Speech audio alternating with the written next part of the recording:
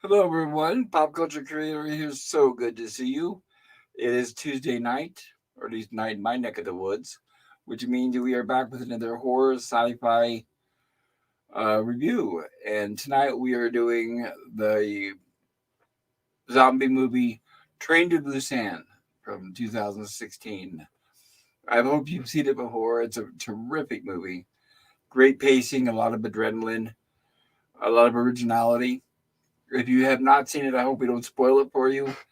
If you check out the community tab of my channel, there should be a link in there where you can watch it for free online without having to pay for it if you don't have a streaming service. But I'm excited tonight to cover this one. The movie runs out right around about 2 hours long, so we're going to try to get through this as quick as we can. We'll keep it fairly efficient tonight, not stay off topic, I promise.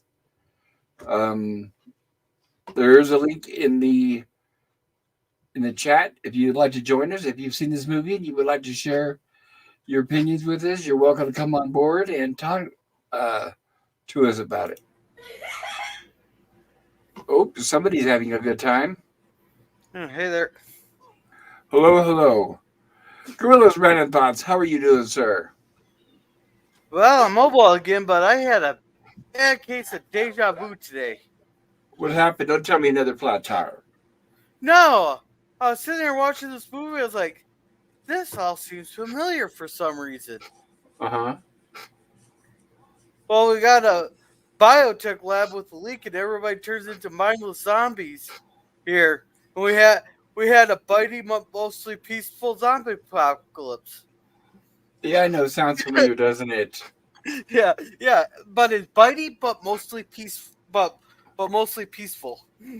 Right. And with all the experimenting they're doing with releasing all these man made viruses, this is almost closer to reality than it was before. Yeah, And yeah, hello. Sorry, what's that? they would not release this nowadays, especially after 2020. No, which makes it an exceptional little gem. I think a wonderful movie. Hello, Sci-fi. Sith Dan, how are you doing tonight? I was just looking around YouTube, see if I'm able to get on someone's live stream. Well, welcome. Glad to see you. Have you ever seen this movie before? Is it the one with Brad Pitt? I'm afraid not. Then No, no. this was the Korean film. No, the one with Brad Pitt was.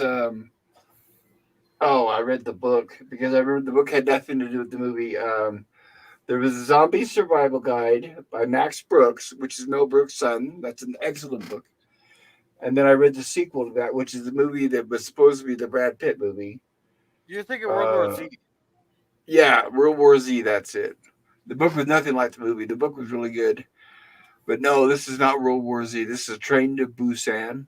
Well, Brad Pitt was in a train movie. That's why, because he was in a train movie a Yeah, few years ago.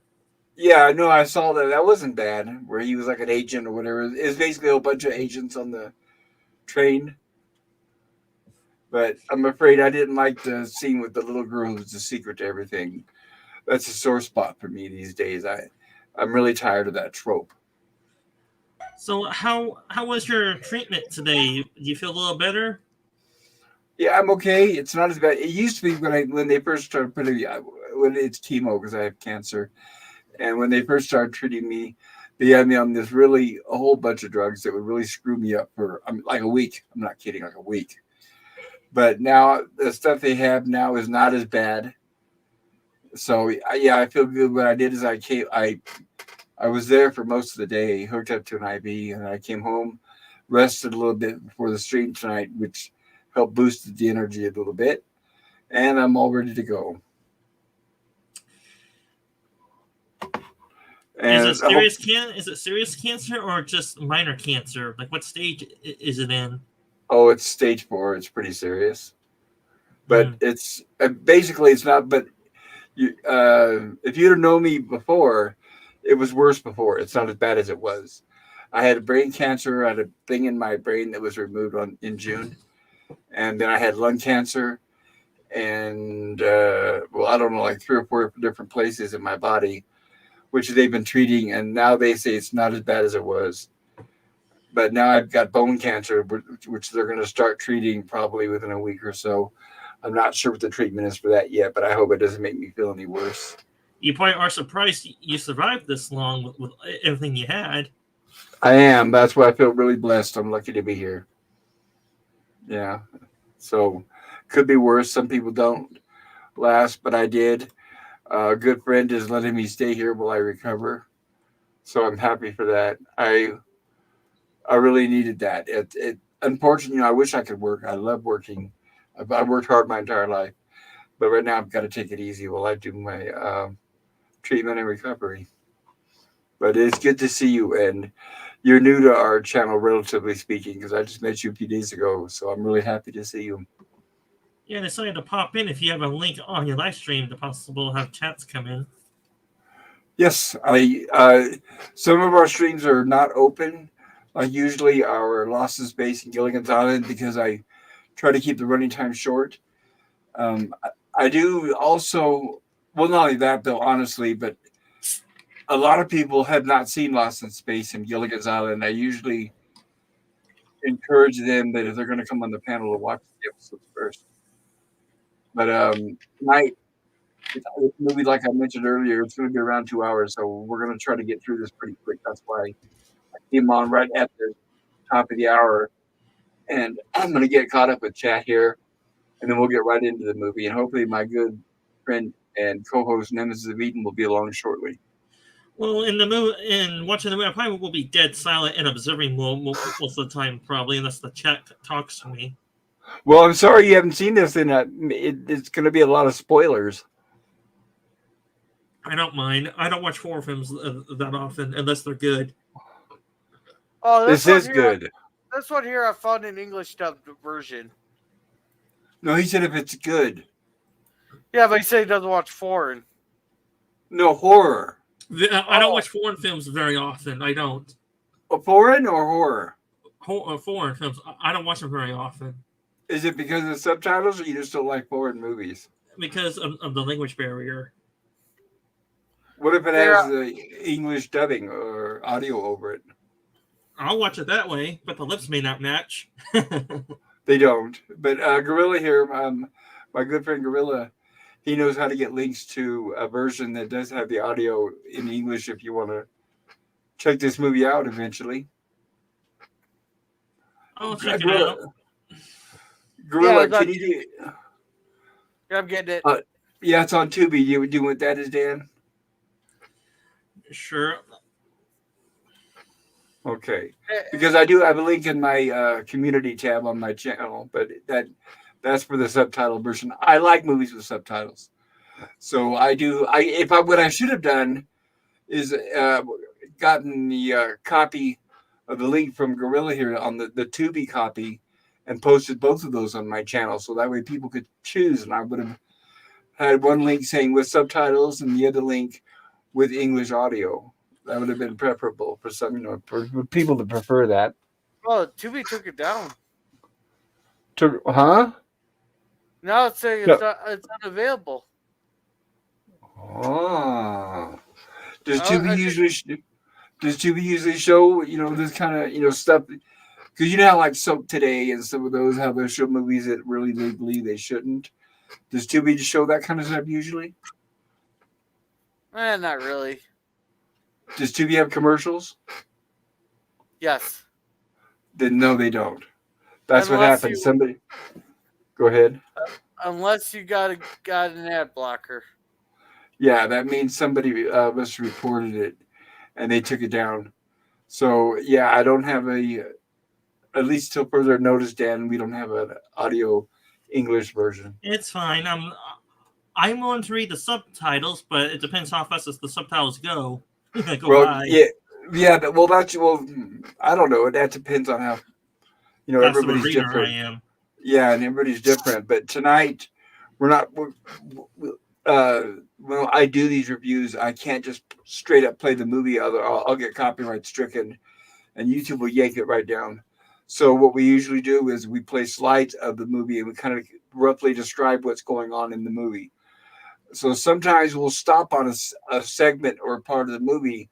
You might see the subtitles there and read them, but we're not, like I said, we're not going to be actually viewing the movie, so it may not make sense, and it's going to be all spoilers. If you want to watch it without the spoilers, like I said, the link that I have on my channel has it with subtitles, which you do have to read. Do you know the Korean name or the English name of it? Train to Busan is the English name. How do you spell that? Well, it's right here on the screen. Train to, and then Busan, Busan. Here, hold on, let me hide this. Can you see? Oh well, I guess our avatars are kind of covering it up.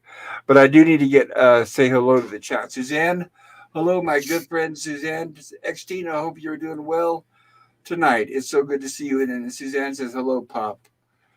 And Edge of Time here. Good to see you, Edge of Time. Says hi, Suzanne. I just watched Bad Channels starring Martha Quinn. It was really something. This message sponsored by Germasol. And yes, I remember Bad Channels. I used to be a big fan of Martha Quinn back in the MTV days.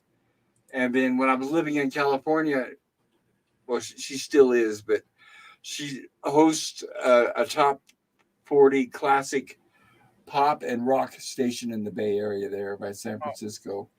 She still sounds exactly the same. I got it for English dub. Did it come out in 2016? Yes. Here, Well, Yep. I got a link for an English dub for you on Freevee. Good job, Gorilla. Yeah, if anybody can find it, he will. Yeah, well, I'm also on a website that has movies. I'm on it right now. Did you find it? Yes. Okay, great.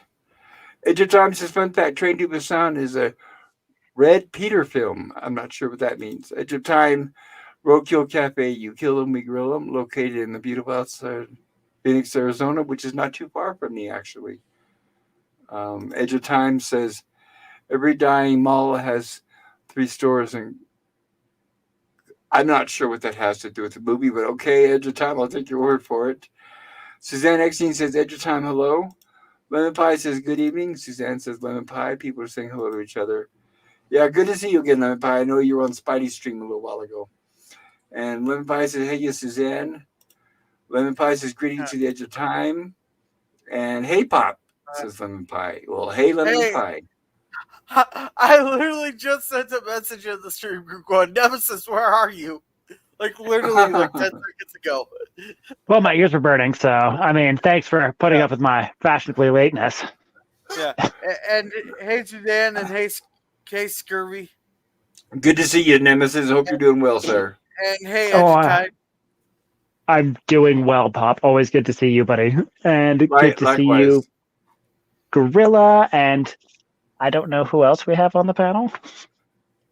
That is a new Sci-fi Sith Dan, the newcomer. Yep, Sci-fi Sith Dan. He's a new guest on our channel and on our panel.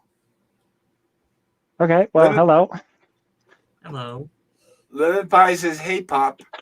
And Nemesis of Eden says, be there in 10. Oops, boy, I am a little behind on the chat. Lemon Pie says, Nemesis, hey. DJ Play Nice, hello, good to see you. Says, wee. And Edge of Time says, greetings from the Edge of Time. DJ Play Nice says, Lemon Pie. And Lemon Pie says, DJ. Lemon Pie says, hey, Gorilla. Edge of Time says, it's available for streaming on Pluto, but has commercials. Cool, thank you, Edge of Time.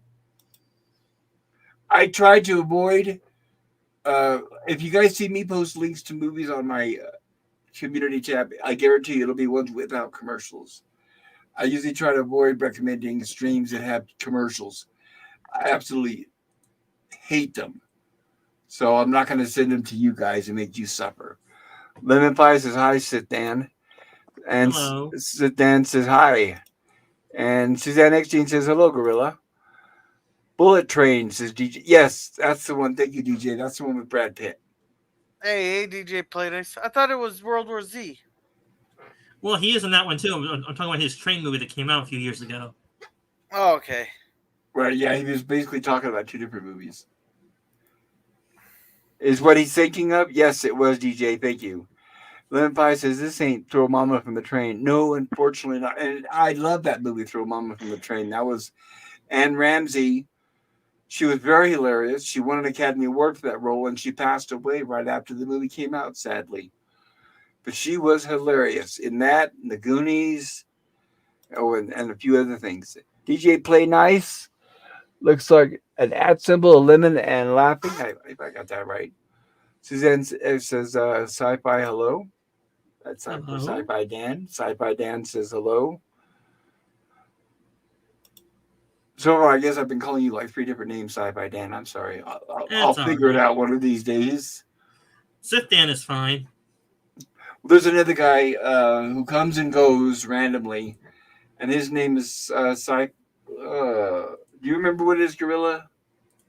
Daniel Topic. Sci-Fi Nation. That's it, Sci-Fi Nation. There's a guy called Sci-Fi Nation, and people call him Sci-Fi. I don't want them to get confused if he pops up on our channel. Well, like I said before, you could call me Sith Dan for short. Yeah, Sit Dan, I figure if I can. I was saying Sci-Fi Dan, Sit Dan, so I'm going to try to keep it to one. So I'll say Sit Dan.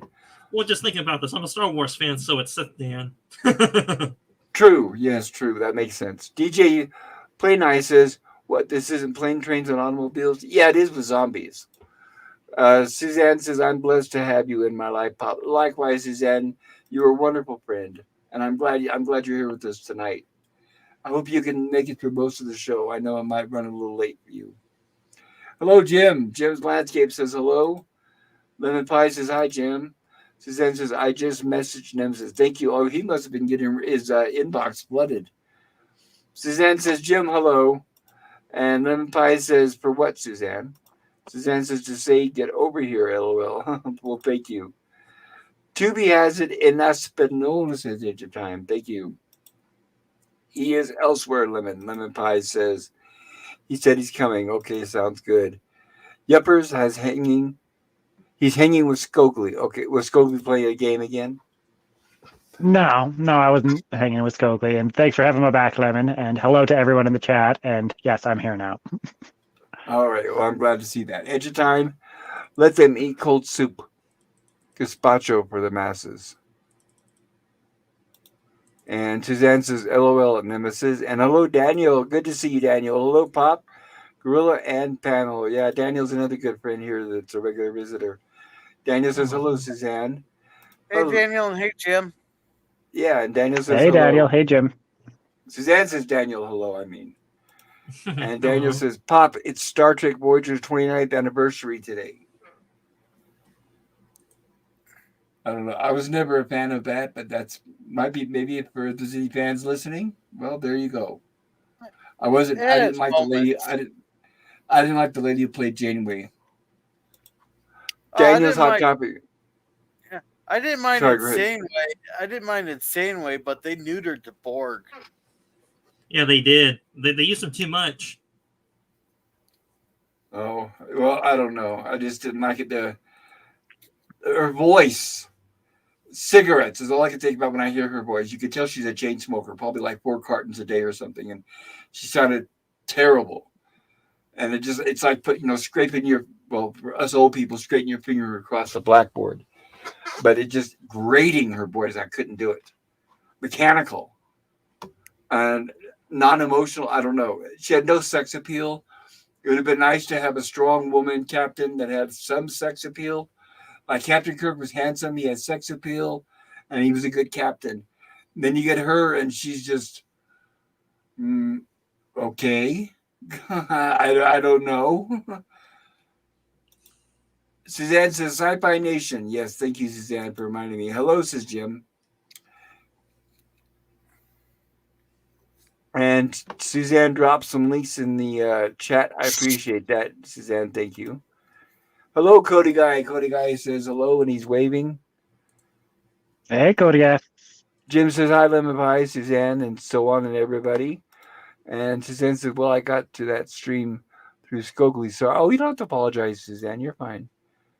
And then she drops another link. And let me mark that in the chat since we're caught up. All right. Got all the panel here. Before we get started with the movies or anything you guys want to say? Now let's get into this. All right. I agree completely. It's about a 2-hour movie, so we're going to get through this pretty quickly. And like I said, sit down. You'll be seeing me skip frames, but we'll have the subtitles up. And we'll be what happens in the... Oops. I don't mind spoilers. Okay. As long as you don't mind spoilers, that's fine with us.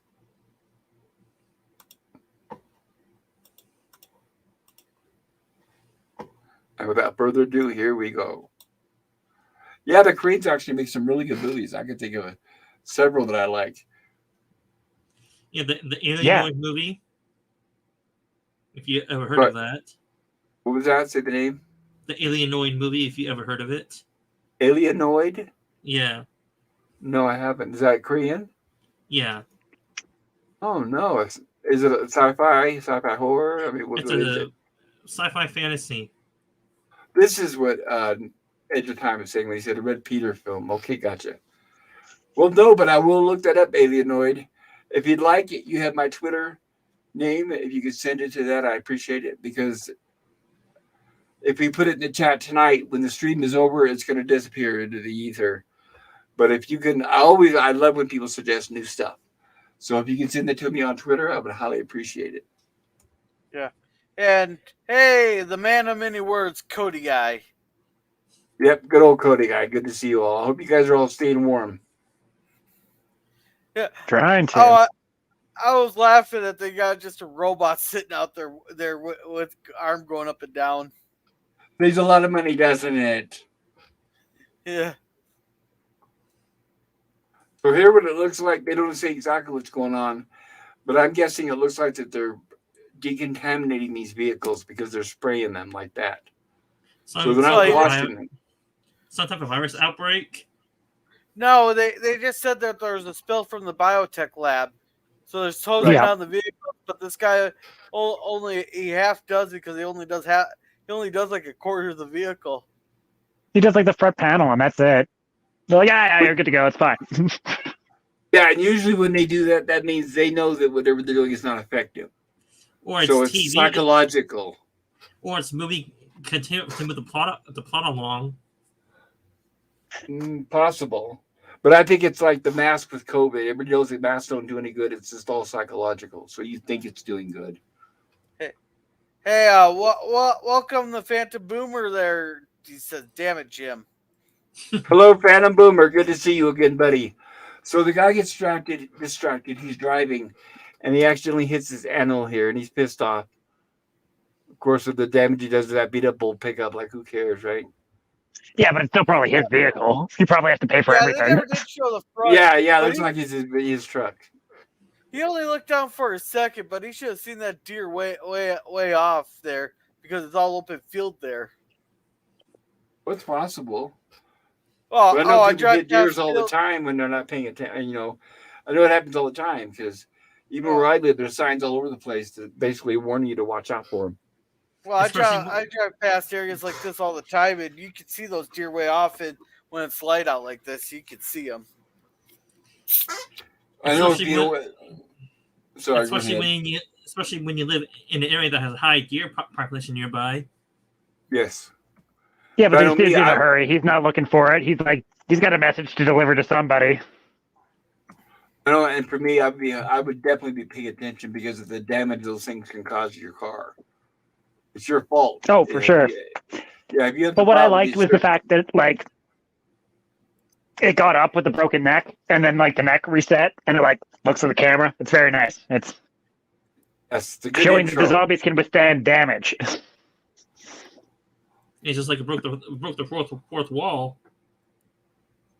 Here's where we have a bunch of mindless workers, and we are introduced to our hero, talking to his boss, and apparently it's a busy office situation. And we get his assistant who's going to come in here and talk to him in a moment. That's where he says, "Send Kim in."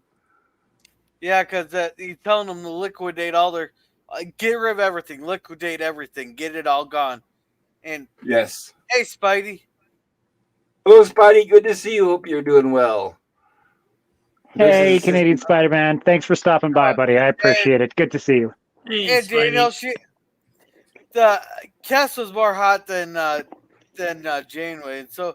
And if he took 7'9" out of her man bun, definitely. Who? Sorry. He's asking. They're talking about Star Wars or Star Trek, whatever. Who thought Janeway was hot? And hot shit. Oh, please! Teach their own. Was the hottest. 7'9" was the hottest girl in Voyager. Oh, she took a bear out of a bun. But Spidey says, oops, sorry. Go ahead, Gorilla. I was just saying, Spidey here says deer is delicious. Oh yeah, venison sure is. I love it. I know. When I was living in California, obviously, you can't do any hunting guns. They're all a bunch of pussies out there. But now that I'm in Arizona, and once my health gets good, I'm going to give me a good hunting rifle or gun, and I'm going to go out and start doing that because I do love venison as well. It's got a nice gamey taste to it. Hell yeah, Pop. Do it up. You can make sausage and all of this stuff with it. Not to mention that if you, like Gorilla would know, if you hunt your own food, it saves you a lot of money at the grocery store. It sure does. So basically, these scenes are just setting up that our character's kind of uncaring. He's a stock manager. He's ritzy. He doesn't care about other people. So he's living a very boring life, in other words. Boring life. Well, not only that, this is his mother, but he's so involved with his job and himself, he really doesn't pay much attention to his family either. Yeah, a workaholic and with family problems, huh? Yeah. I admit those people are successful and they make good money, but when it comes to the detriment of your family, Go ahead, Gorilla. Well, he's a hedge fund manager, so he's just a soulless asshole. Pretty much. The higher up you go, the more soulless you become, apparently. He's one of the guys I was cheering on when those people took GameStop stock price up from like $10 to $140 some bucks. Yeah, a lot of people were panicking when that happened. I think it was last year. Oh yeah, I was laughing at that hedge fund manager that got on the air. He was pissed. He was saying it was a bunch of bullshit that was going on and stuff. Well, they figured out your game and they played you. Congratulations, you played yourself. Right. And that famous meme. So here's where he's talking to his daughter. It's her birthday. And he's giving her a gift, but she's sad because he doesn't really spend much time with her. He's divorced, of course. Everybody these days in movies are divorced. But at least I'm glad they're showing a strong father. In Hollywood, they won't show that anymore. That's a taboo now in Hollywood. They won't show strong fathers. But she's sad because she wanted to recite a song and sing a song to her class, and she was hoping that he would have been there for it. She wrote it for him, and he wasn't. And she feels like he doesn't, like I said, doesn't pay any attention to her. At least someone was able to record the session for him. Yes. And here's where he gives her birthday present. In fact, he had to ask the office assistant, Kim, what are the kids like these days? So he's so out of tune, he didn't even really know what to buy her in the first place. So it was a suggestion from Kim. He tells her to open it. And it's a Wii. And then she looks over by the television and she already has one. See, so he's so out of touch he didn't even notice. Well, I wish I could afford not realize I already had a Wii. Yeah, I know, right?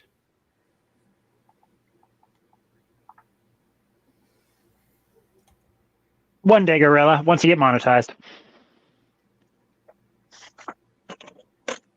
Yeah, but Gorilla would get a PlayStation. I don't think he's really into that Wii stuff. Xbox. Xbox. Or Xbox. And Owen's right at the right age where he needs to start getting into that stuff. Are you going for the new Xbox system, Gorilla? I still got the original. So do I. The Xbox 360. No, I got the original. Yeah, dude, like the Xbox, like, I don't know if we should probably not talk about video game consoles and carry on with a 2-hour movie. Yeah, because Pop probably doesn't know what we're talking about. Doesn't matter or not. We try to stay on topic here. Yeah, because especially when we got a 2-hour movie. So his daughter asked him if he could return the Wii, and she would rather see her mother for her birthday. That's the gift she wants. But her mother lives in another city, Busan. So she's asking the dad if he'll take time off work, and if they could take the train to go see her mother. And of course, he hesitates at first, but she finally convinces him. And here's what the mother's telling him, that basically trying to fill in the blanks, saying, "Look, your daughter misses you, you know."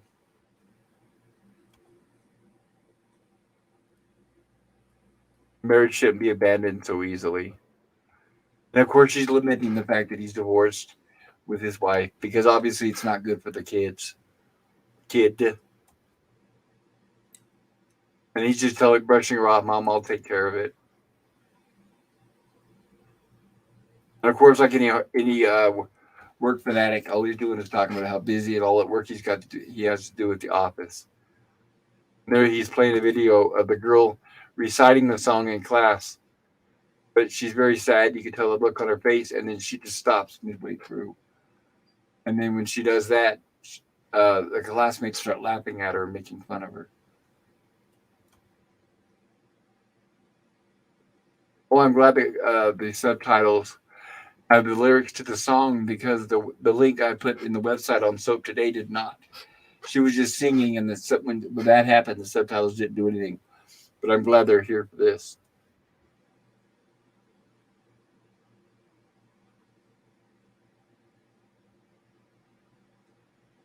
So here's where he decided, yes, I'll take you to the train, and then we'll go see your mother in Busan.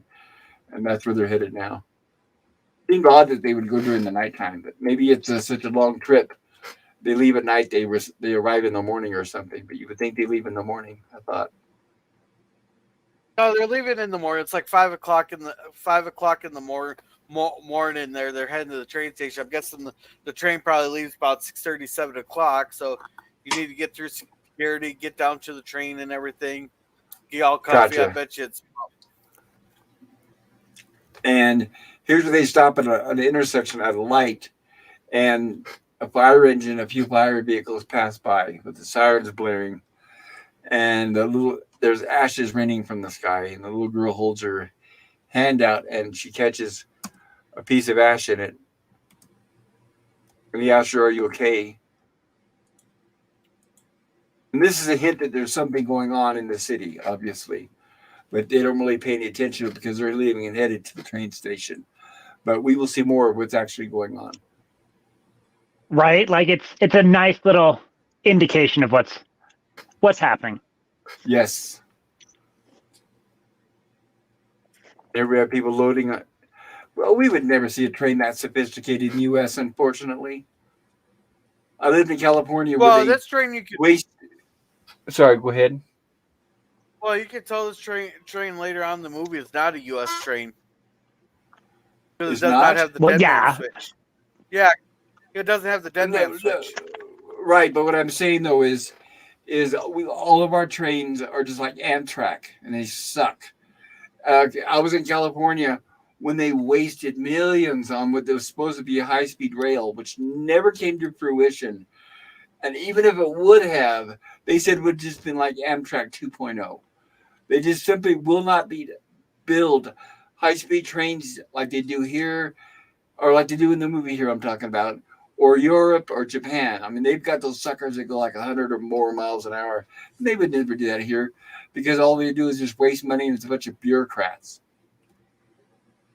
Doesn't Japan's bullet train go like 400 miles per hour? I don't know about that fast, but maybe between 100 and 200. Maybe Yeah, I was going to say 200, but 400 would be incredible. As fast as a small jet. I know it, right? Imagine trying to hit the brakes on a 400 mile an hour train, right? When you see somebody walking across the tracks in front of it or something. That's going to take a long time to stop. Oh, yeah. And I have to add, those high-speed rails, those high-speed trains are usually magnetic, where they ride along on magnets, because those are fast, efficient, and they're quiet. The thing is about fast trains, you gotta have less friction on the track to go faster.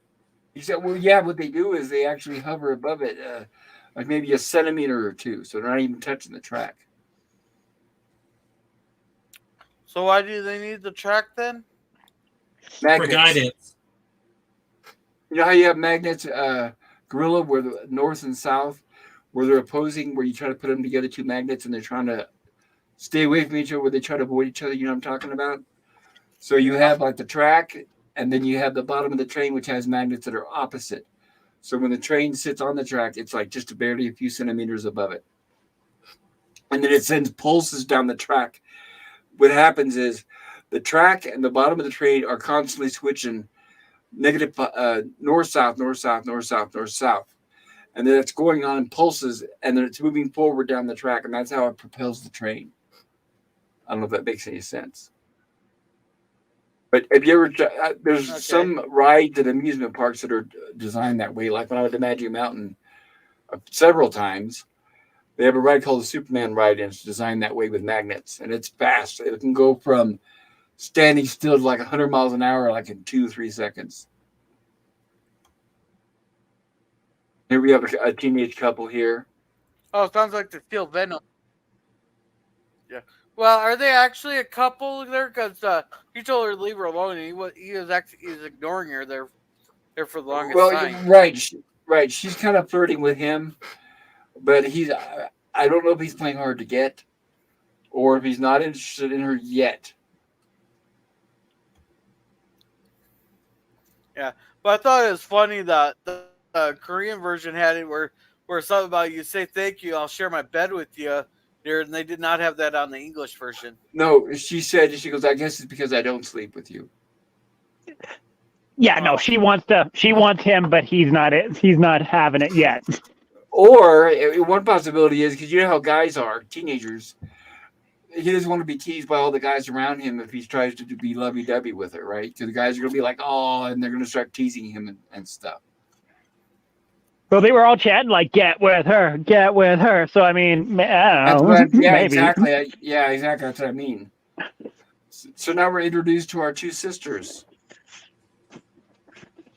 And they're sharing these eggs, and one sister tells the other if she eats too much, she's going to get bad-smelling gas, which means farts, which does happen. Yeah. And we have the father looking for the seat with his daughter. And then we got the stowaway. Yeah, last minute. Yeah, the infected who sneaks on. And I feel bad for her, too. Great security. Yeah. Great security there. The TSA security there. It's movie security, so what do you expect? Well, because they had already told everybody, all aboard, and they thought the doors were closed. But she, as you guys saw, she snuck on just the doors were closing. And she, as you can see, I'm going to try to explain this in the order of the movie without giving away too many spoilers yet, even though that's the whole point of tonight. But she's tying a tourniquet around her leg, and her leg has looks like her veins are turning blue, so it looks like she's trying to stop the spread of something. Here's where the guy tells him somebody odd got on board. They knock on the door, and it looks like they have a homeless guy. Well, that's because she goes up there because she's seen a bunch of people being attacked in the train station. But then there's this guy. Right. Well, yeah, we didn't get to see that. Right. When the daughter, you're talking about the daughter, right? Yeah. Yeah. Right. She didn't see did she see a bunch of people attacked, or she saw one or two as the train was passing? One or two as the train was passing. She saw the conductor get leaped on, and he got taken down. And I think there was another one in the background. And she turned to her dad, and he was asleep. Yes, exactly. Especially the people on the platform that were attacked too. Yeah, but they haven't showed a whole bunch of that yet. So here's where this guy, he keeps saying they're all dead. They're all dead. And they think he's, of course, crazy, which he does look crazy, but he barely escaped with his life, I'll put it that way. Yeah, but he's got PTSD, for sure. He's just like, he's not okay. Right, PTSD, he is a stowaway, and he does not have a ticket, because that's what the guy was asking him for. And then here's where this guy tells the little girl, if you don't study, you'll end up like him. And this dude is like top-notch actor for me. Like, absolutely, man, oh man, there's very few villains in a film that I want to reach through the screen and punch, but he's one of them. Yes. Man, I bought my plane ticket to fly out to go punch this guy in the face.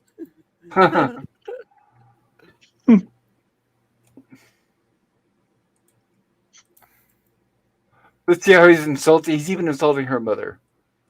Because she's basically saying that, you shouldn't talk bad about the homeless guy, which he was doing.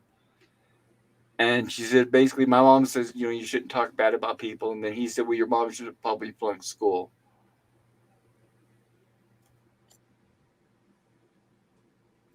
And now we get the lady who also got on. Yes. And now here's the lady that came on and tied the tourniquet around her leg. And she's having spasms on the floor.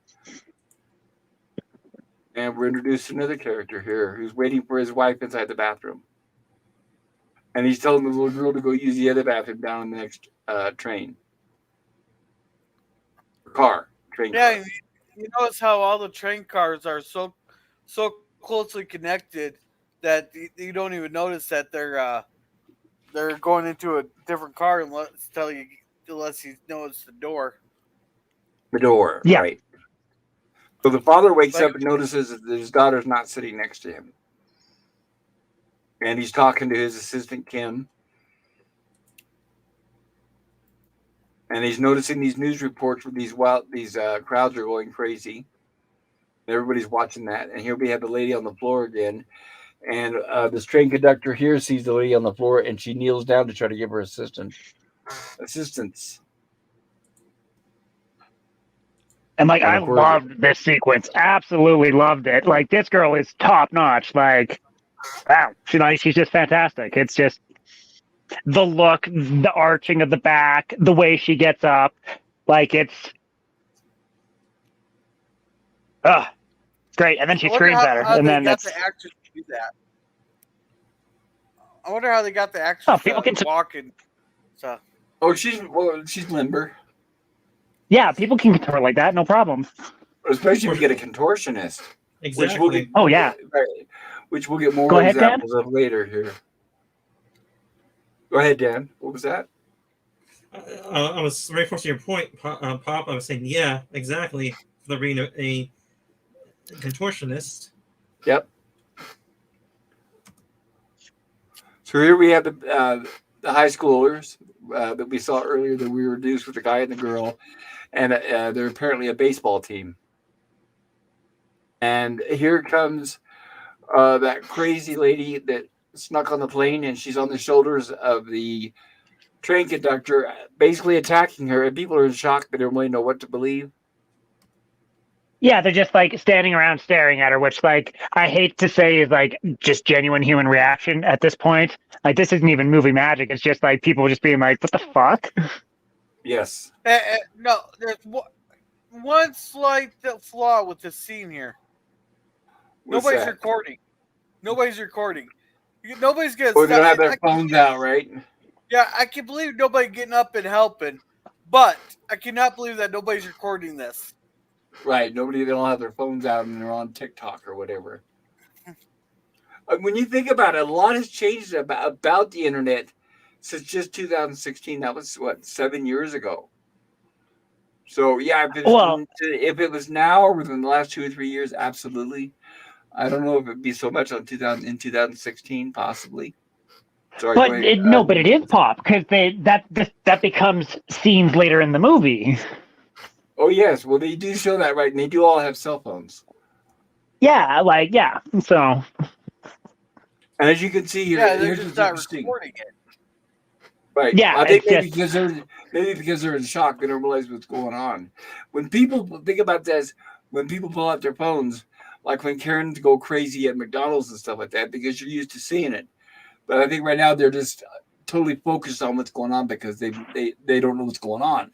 Possibly, I don't know. Well, right, like the people from the back can't. All they see is just some like lady on top of like some other person, but the people from the front can see that she's like ripping her throat out. So they're absolutely horrified. And the people behind are like, what the hell's going on? Like, Right, and since apparently, which they established here, this is like the rules of the movie, is that the affected are affected immediately.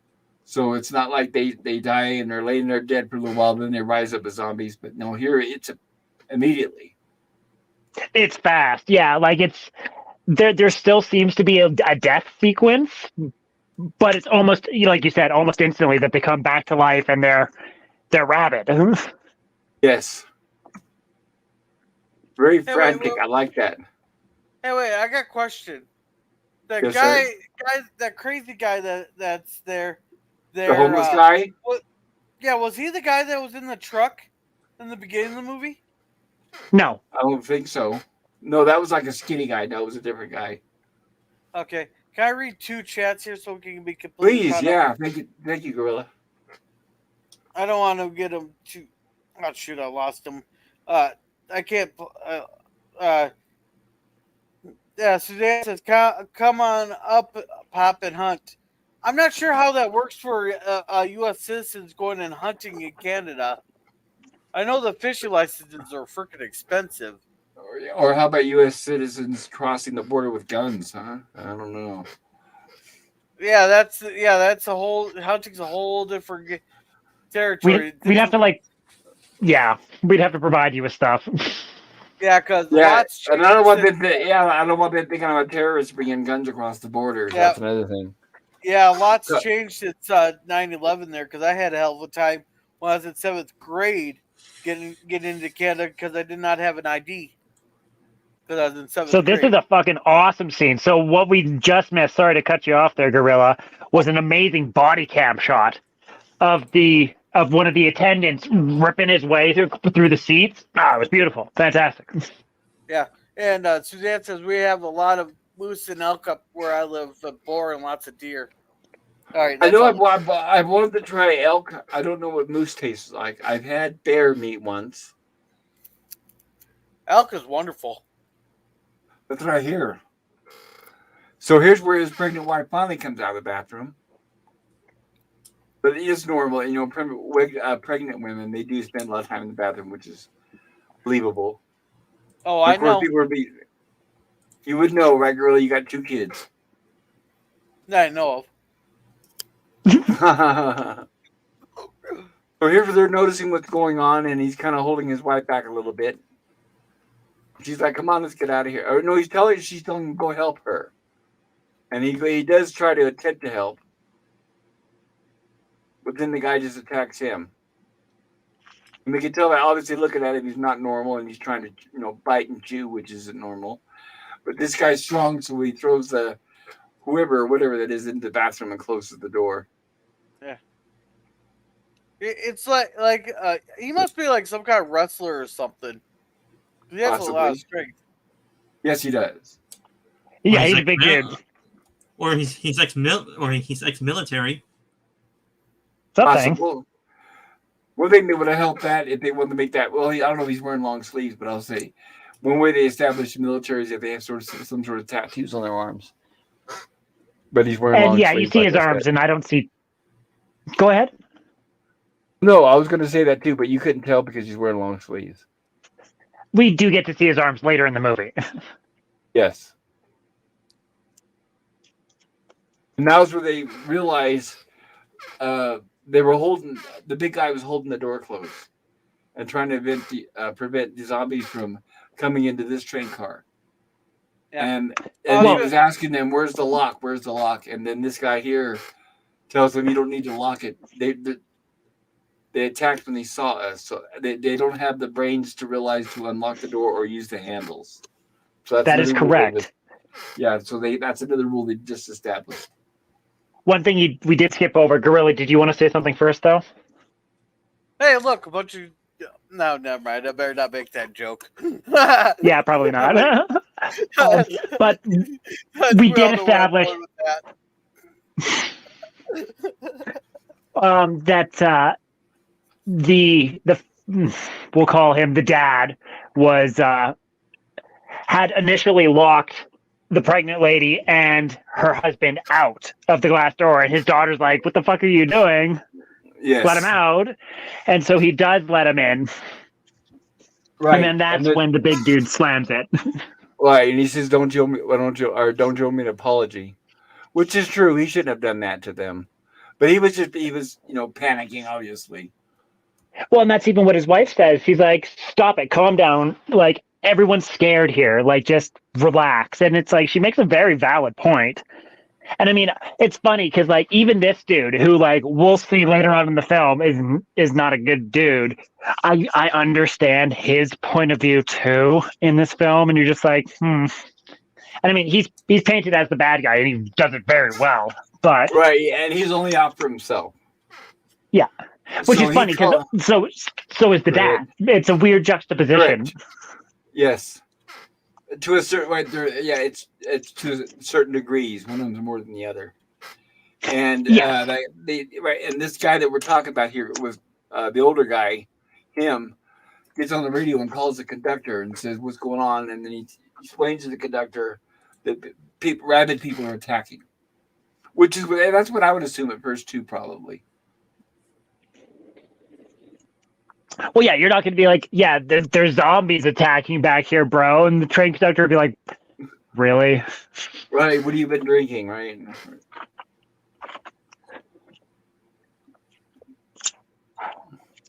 So here's where he gets the phone call from his mother back at home, and she's basically crying and weeping, and telling him that she hopes that he make it up with his ex-wife, and that she really misses the granddaughter. And what's great here is that basically the grandma is changing into a zombie as she's on the phone. Yeah. It's really heart-wrenching. She's like, "I really wanted to love my granddaughter, but all she wanted to love was her mom." Yes. And it's just like, ugh. And she does a stellar performance. Right, it was funny because you only get to... Go ahead. No, I was just going to say, you don't get to hear. You don't get to see her. It's all a voice performance, and it's done incredibly well. Yes, and it's kind of a little funny because she says, "You need to try to get back with the mother, with your ex-wife, because that's what your daughter needs, is to have a family again." And then she keeps talking about get back with the mother, and then she says, "The bitch," and her voice gets real deep as she turns into a zombie. Right, just letting that little bit of final rage and like frustration out, because like once again, it's such a weird juxtaposition of like, "Oh, this scene here, holy shit, this was awesome," and like just terrifying, where they're like the train slowing down and all these like people who are not infected are just panicking and slamming on the window because they want in, and then they're just getting mauled by the zombies, and you're just like, "Oh man." That guy, like right there, beautiful framework. Just Right. So that's when they all realize that it's much bigger than they thought. Not only is it on the train, but basically every station that they get to, or that's the first station they've hit, and it looks like that station's totally already been overran. So they know there's no point in stopping there. Well, even like this scene right here, Pop. If you just hold it on this frame, it's okay. There, you can see it's a little teddy bear, and there's bloodstains around it. So thereby implying that even kids are being attacked as well. Of course, because they would be. Yes. But it's just implied storytelling that's really dark and subtle if you're not paying attention.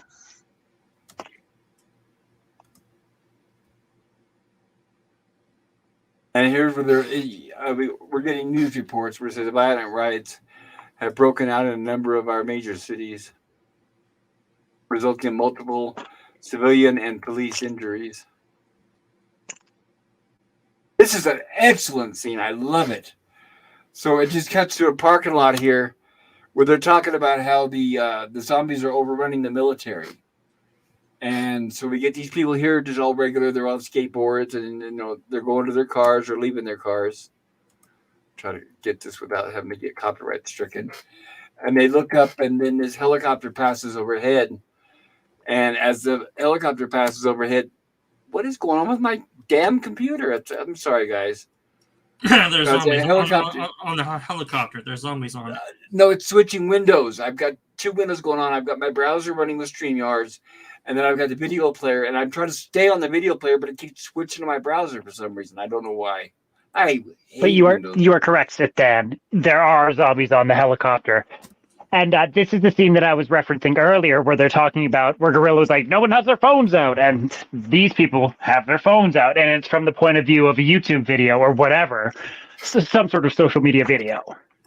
Right. And it makes sense too. They probably already heard at this point that something's going on. So they're maybe not quite as shocked as the people were on the train at the beginning. Maybe. That's just an opinion. And that's great. They pull out of the helicopter, they land on the cars, on the concrete and everything, and they just get up and start running towards this guy. Just immediate, right? Like no respite, no nothing. Right, no delay, broken bones and all. Yeah. And even this one where the girl's smashing it in. Because like my only problem with that last little clip was the fact that like how did that guy post that video? Like, or whoever, unless they were like zoomed in on the scene, because like it cuts off right when the zombie's like mouth is at the camera, like so. Yes. Whereas the one in the car, it gives me. I'm like, yeah, that one is realistic. They would have time to probably post that video before the zombie like smashed the glass out. Yes. Ate her. I agree. And one thing that you don't get to hear throughout all of this is some fantastic music work. Oh yes, a great soundtrack. Yes, fantastic. Very emotional, lots of piano. Right. So what they're doing here is they're advancing forward into the different cars. And here they are where they're meeting the two sisters, the two old ladies. And the little girl offers her seat for one of the sisters. This was a scene here. Here, she gave up her seat to an older lady. And then the dad says, "You didn't have to do that. You don't have to be nice to people in these situations." Like, no, this is the situation where you guys got to pull together and work as a team. Right, which the daughter tells him pretty much. The daughter's smarter than he is at that point. That's one of the problems his daughter has with him. Sorry, go ahead. Exactly. No. You are exactly correct, Bob. It's her problem with her dad, and it's just like, look, you need to look after you. And she's like, in situations like this, it's all about you. It's taking the mentality of the business owner, the evil guy, we'll call him. I don't know. You know who I'm talking about. The asshole. Yeah, the older businessman. I don't remember his name. The asshole. Right, but he's in the business. He's the guy in the business suit with the tie. Yeah, and so because she's like, well, go ahead, Grayla. He's a CEO of some major company in Korea. Because he's on the phone constantly, right, talking to companies and everything. He's urgent to get wherever he's going. They don't exactly say who he is or how important he is, but they give us the idea that he's someone way up there because he has a lot of clout. Apparently, every time he barks orders to the conductors and the train operator, they seem to do what he says. Well, we'll find out later in the film. Yeah, well, not only that, he's a bully, like just straight up. Right. He's used to getting what he wants. Right, guys, and I want to clarify for those watching, we're not talking about this guy. We're talking about the older gentleman in the suit with the tie. Yeah, we'll get to him later. That guy. Yeah. Yeah, him.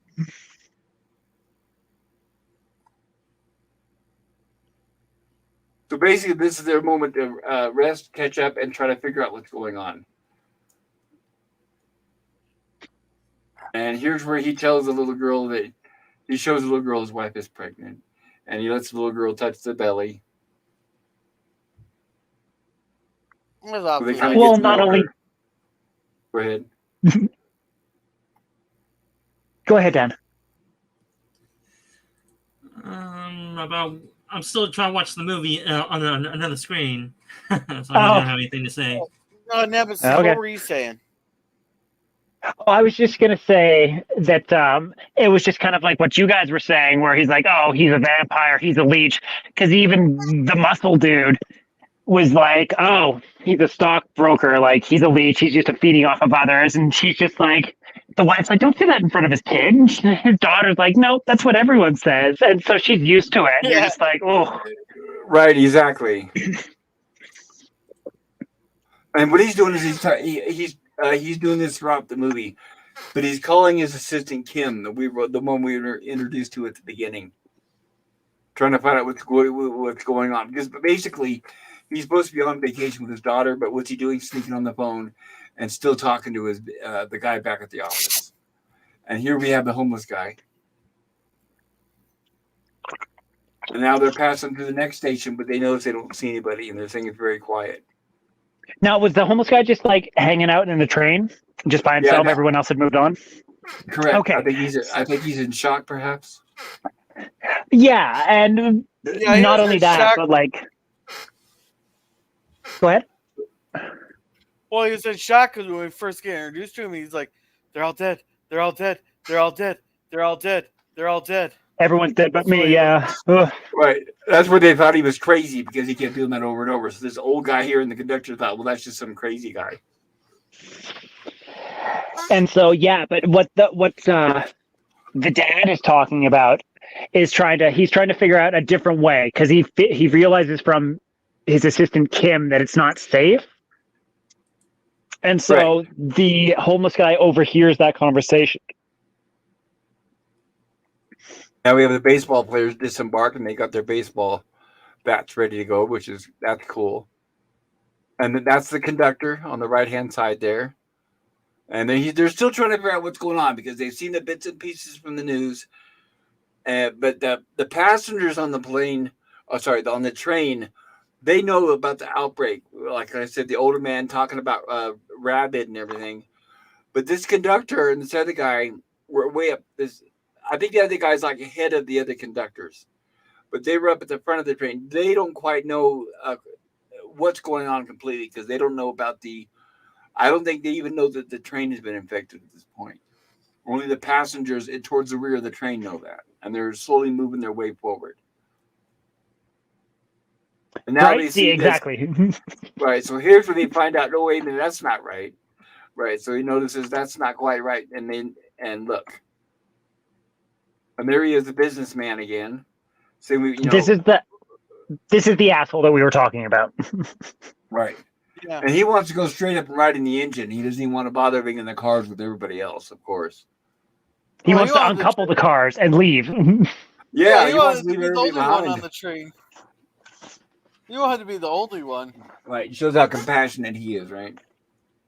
That's another thing too is I liked about this movie. I really enjoyed it. A lot of self-sacrifice in this movie. So they're establishing that guy does not have that trait.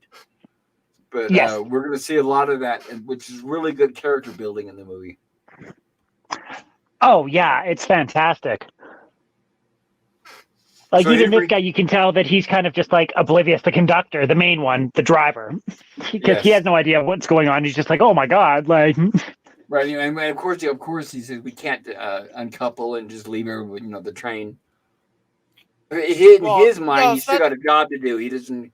Yeah, like I said, he just now saw all those crazy people on the train, so he still hasn't quite, engulfed. I think the whole thing in his head yet. Well, I don't think it's that he didn't want to, but he says they didn't have the tools. I think he has the mindset, let's save as many as we can. Exactly. Because that's exactly right. Because he's like, we can't do that here. We can't uncouple here. We need to do that at a different station. And he's like, we have to go check the square. And we have to go check on other people. And the business guy's like, what the hell? No. And it's just like, well, yeah, that's what good. He's got, loyalty. Yes. And this is where the guy throws his clout in his face, where he says, I'm COO of Stallion Express, whatever that is. But so this is where it's telling us apparently he's some important rich guy, and it's why he thinks he's more important than everybody else. But thank goodness the conductor's like, I don't care. He tells him all routes into Daejeon are cut off.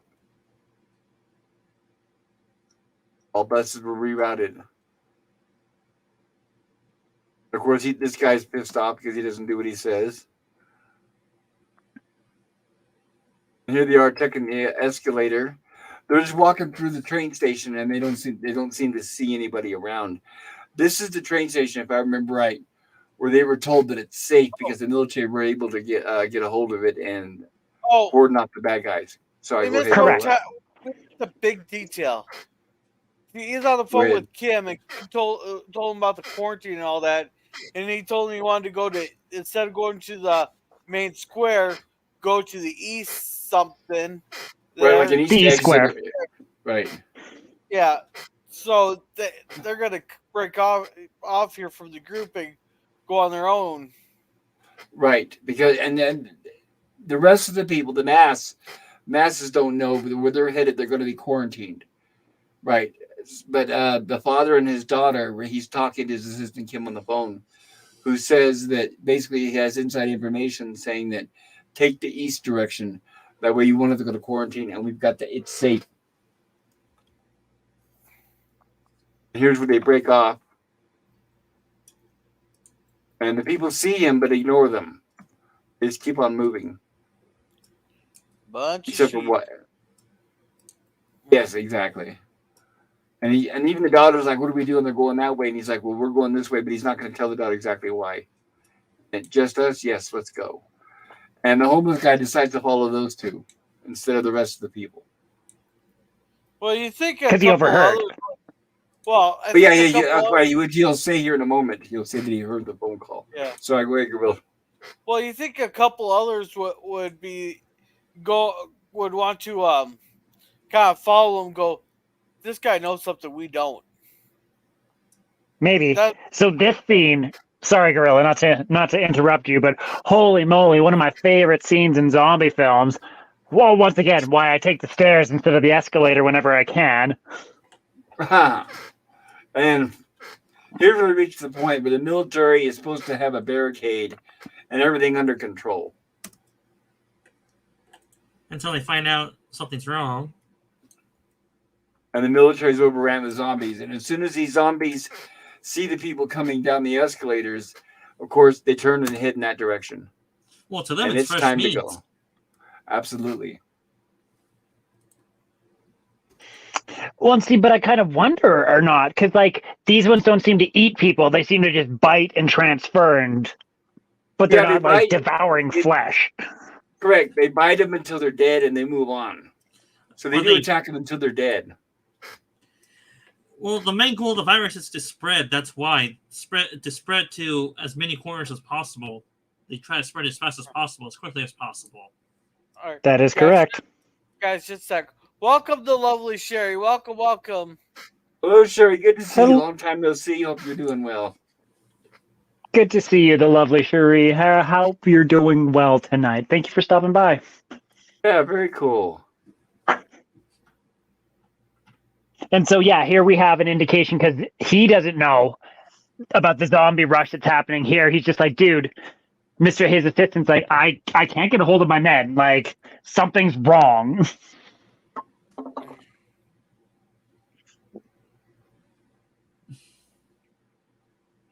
And then everybody gets separated from their loved ones. That is correct. Excellent makeup. Oh, and excellent acting, too. Yes, really over the top. It's like, what it would be, you feel like, would you do, give everybody meth to act in this movie? Because I think what they do is I think they might speed the camera up just a little bit to where you can't really tell, but it enhances the performance. Yes, you see, it's funny that you mentioned that. There are several points where like a zombie will stand up and it's like super fast. And so, yeah, they do speed it up a little bit. And that's part of the magic. Yes. And it's not noticeable. It actually looks good. So yes, it's tasteful. One of the zombies jumps on the father and is trying to go after his throat or neck. And he's trying to block it. And just before it gets ready to bite him, somebody throws a jacket over the head. And he's able to escape. Homeless guy. It's the homeless guy's jacket. Guy. Yeah. Yes, that's right. Thank you. Obviously, it's welcome. all dirty. The dirty green fatigue jacket. Yes. All right, guys. I got 2 chats here I want to read.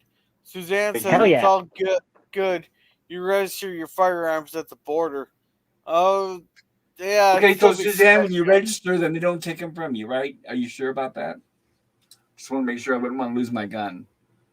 Oh, dude. Yeah, double check. Do your Or research. how?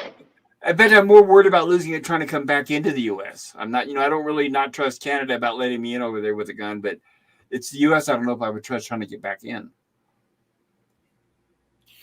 And would they let me bring? Would they let me bring meat across the border? You know how they tell you? They said, "Do you have anything to declare?" Would I be able to bring meat back over the border? Yeah, that's a sketchy I don't thing know. there because I know there's a lot of stuff on the banned list, but you wouldn't have a problem getting your firearms back to the United States because you're a U.S. citizen. But getting them into Canada is a whole different story there. Well, not only that though, but as far as carrying those guns with you, every state has different laws. California, they'll straight up just confiscate them from you if you go through California, for example. But I'm guessing Washington and Oregon are all the same. So one thing that we're go ahead. sorry. No. You were just as we're clicking through the scenes. What we see here is a couple of people run up to the first train car and open the doors, but it's filled with zombies. Yes. And so they all pile out. So now we have zombies coming from 2 different directions. This is a great scene too. There's so many iconic scenes in this movie. It's amazing. Dude, this movie's incredible. Like, I highly recommend, like, us doing a review of it does no justice to it. Like, this is a very emotional, action-packed. Like, I was on the edge of my seat. I was anxious. I was teary. Like, anyways, I'm getting into my spoiler or my review at the end, so we'll carry on. Like, and it looks expensive too. That's another thing. It doesn't look cheap. Yes. Oh, the old ladies. Look at that. Oh, right. Great scene. Oh yeah. Suzanne says the only thing better than elk is caribou. Ooh, I would be willing to try it. I've even heard people eat kangaroo. I don't know how that would taste. And even like, what do you call it? Ostrich eggs. Tastes like chicken. Probably does. This is what I was talking about, the contortionist. So here's where we get a really good example. You can see the guy with his arm there over his shoulder. So we're getting the idea that he's got a broken shoulder, right? But he just keeps on going. Oh, he's going after him. And now we have the separation, even more of the separation of characters. Yeah, the 2 sisters unfortunately get split up. This one here, the girl from the high school, one of the conductors here, are helping the sister here onto the plane. Now she thinks her other sister's dead. But her other sister's still alive, actually. She just got on in a different part of the train.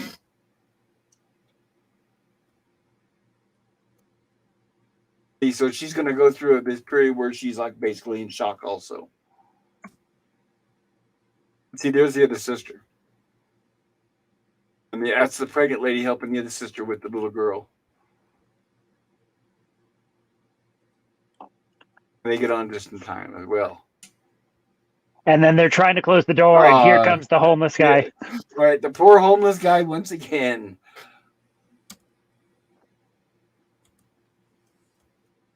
He's already been through enough shit. You got to let him in, right? And this is her reaction. Because, like I said, she thinks her sister's dead. And they're all right now just catching their breaths. They don't really know what to do at this point. They barely got out of that alive. And here we go back with the COO of whatever Stallion Express or whatever he said. Just getting more demanding and more demanding. How much longer we've got to go, he says. Well, because she's like, well, we got to, like, the cheerleader's like, my friends are all still out there. Like, can you wait, please? And she, like, turns to the dude in uniform, hoping he's going to be the bastion of hope. And he's just like, yeah, start the train. And she's just devastated. And it's just like, ugh. Maybe when he says that he's COO of whatever it was Express, maybe that's the owners of this train. And that's why the guy's following every rule that he is telling him, or every order. Because I don't know if we've checked it. I know the train says Cora something on the outside of it. Kora something. But maybe that's why when he said Stallion Express or whatever, maybe that's the CO of this particular. Because we all know that trope, like the Titanic. You always had the owner of the company that's on there or representative who's usually the bad guy, right? Who's making the stupid demands. They screws up everybody.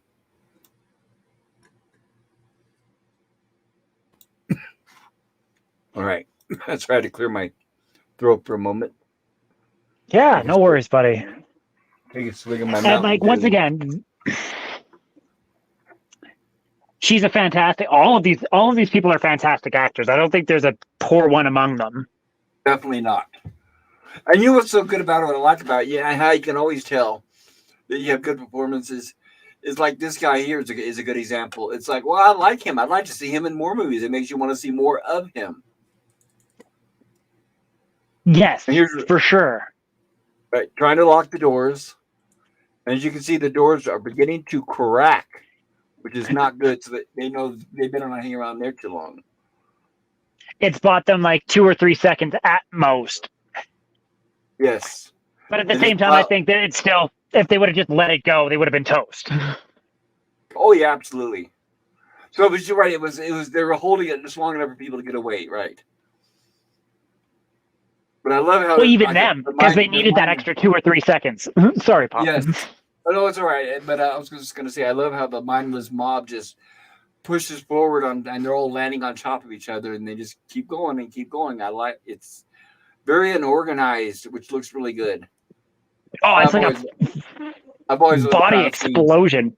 scenes. It is. I love crowd scenes and stampedes. I don't know. I've always liked that. That's what I told you guys when we covered the Blob. And here's the baseball players.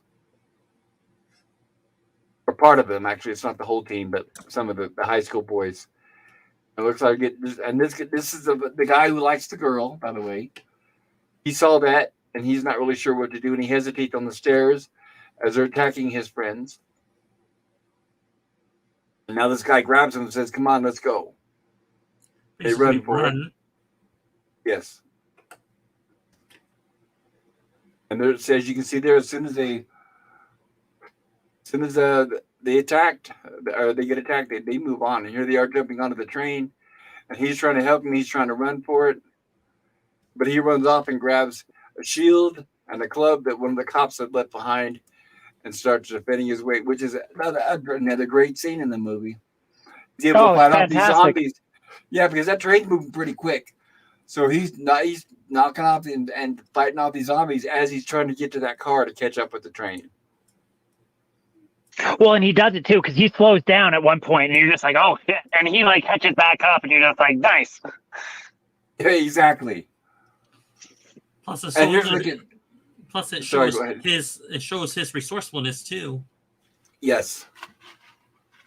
Yeah, because he could see picking up the shield and club, because he could see the zombies coming at the dad, and he's like, dude, get out of the way. And he like shield bashes one, smacks another one, and gets up in there, and you're just like, yes.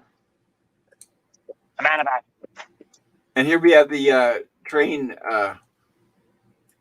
the main conductor, the guy driving the train on the radio saying that they weren't able to stop there. And he's just trying to get through to and figure out what's going on in the other cities ahead of them.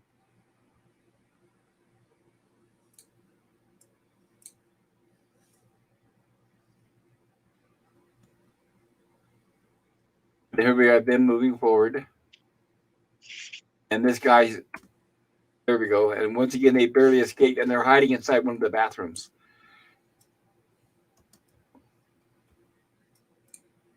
So here's where they also, once again, they get split up. And here's where go ahead. Oh yeah, I was just going to say one thing we haven't established on stream yet is that all of these zombies are sight-based, or vision-based. So if they can't see you, they're not going to go for you. But as soon as they see you moving, yes, that's what, I'm sorry. Yeah, we did skip over that, but yes, that's one of the rules they've established as well. The zombies don't see you, they don't go after you, or hear you, and they don't go after you, right? So they're fogging over the glass here with a fire extinguisher because they know if the zombies can't see through it, they won't go after them. They're still on their phone once again, trying to contact family and everybody to see what's going on. And they're watching the news, and the train conductor is explaining to them that what's going on, that he's trying to move forward. And now they've said that most of the train stations are dangerous, so they're going to go straight to Busan and skip the stops in between, pretty much. Are the zombies kind of like bats when they try to sense a victim? No, they don't have echolocation or anything like that. Think of it more like a T-Rex from Jurassic Park. Oh, I'll be back. Okay.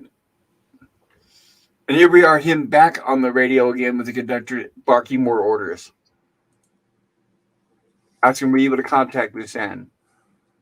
And the communications are basically erratic. So the guy's telling him he can't get any real good communication with any of these stations where they're headed. Full speed, no matter what the guy tells him, of course. Stupidly.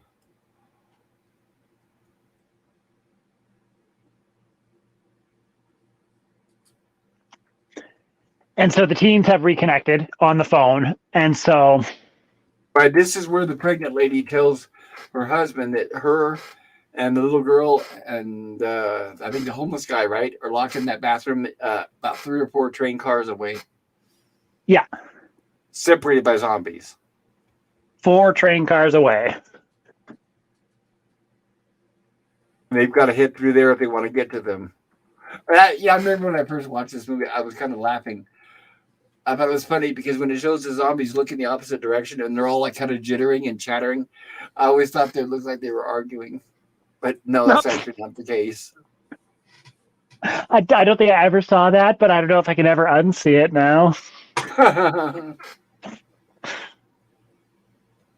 So here's the decide how they're going to get to those 4 train cars to rescue his wife, the other guy's daughter,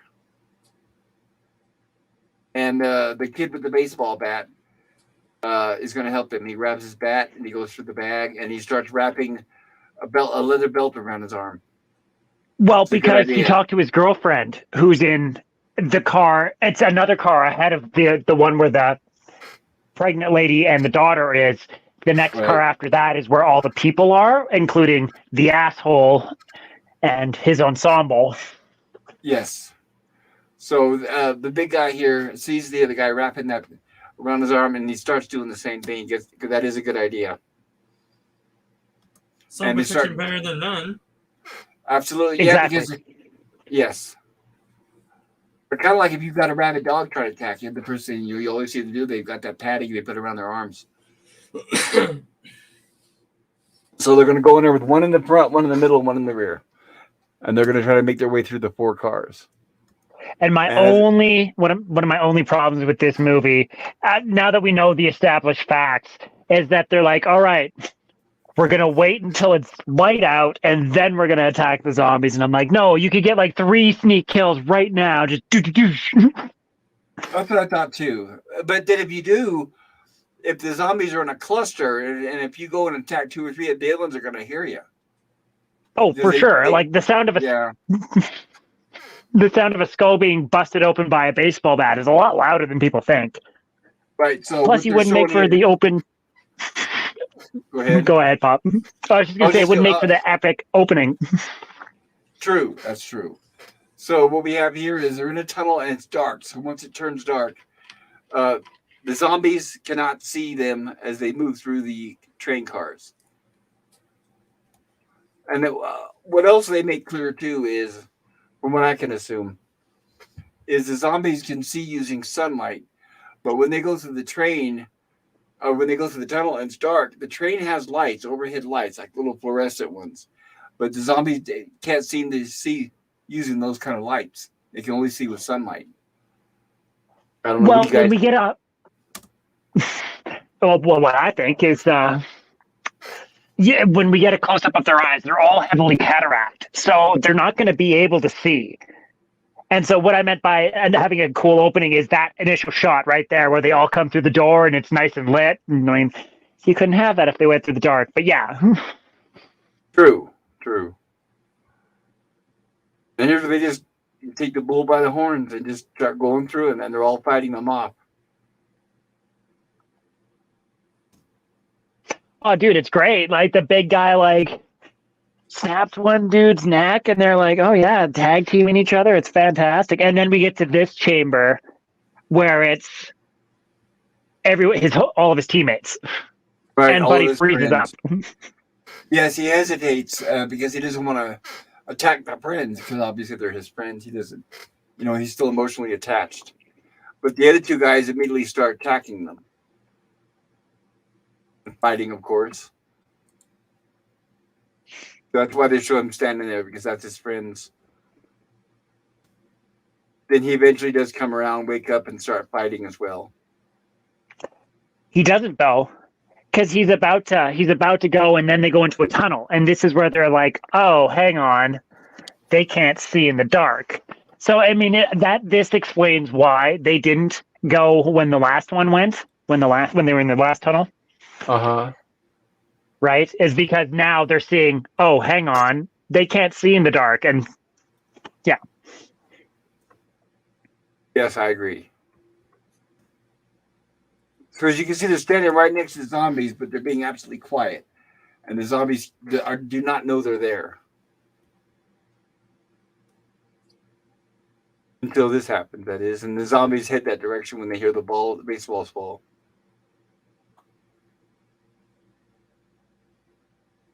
Which is a good tactic. This is where they establish that all they have to do is throw something over to the other side of the car, and then the zombies will head that direction. And just as they come out of the tunnel, they're able to make it to the next car.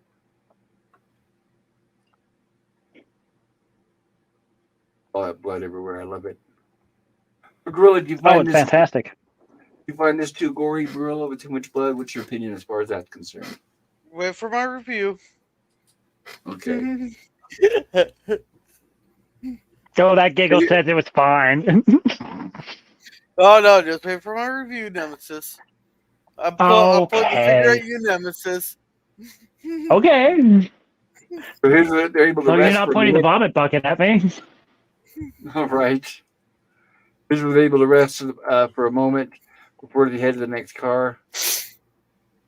And of course, this is where the bigger guy pulls out his phone and he sees what's their version on Google Maps, that the next train will buy them about 2 minutes in darkness to get through. The next tunnel. Next tunnel. Yes, the next tunnel. Sorry, duh. Thank you. That's all good. We got what you were saying, but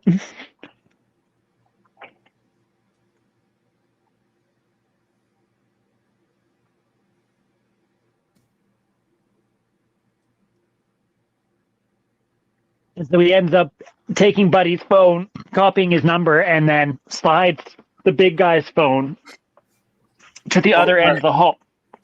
Yes. Excuse me, my goodness. And so they're going to use that as a distraction. Yes, he calls that phone. And then all the zombies, of course, head there.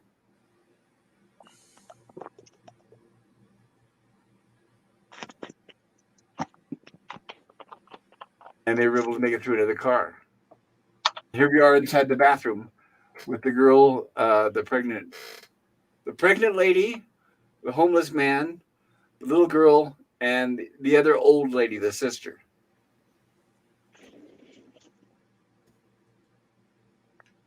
And of course, at this point, they don't know what's going to happen.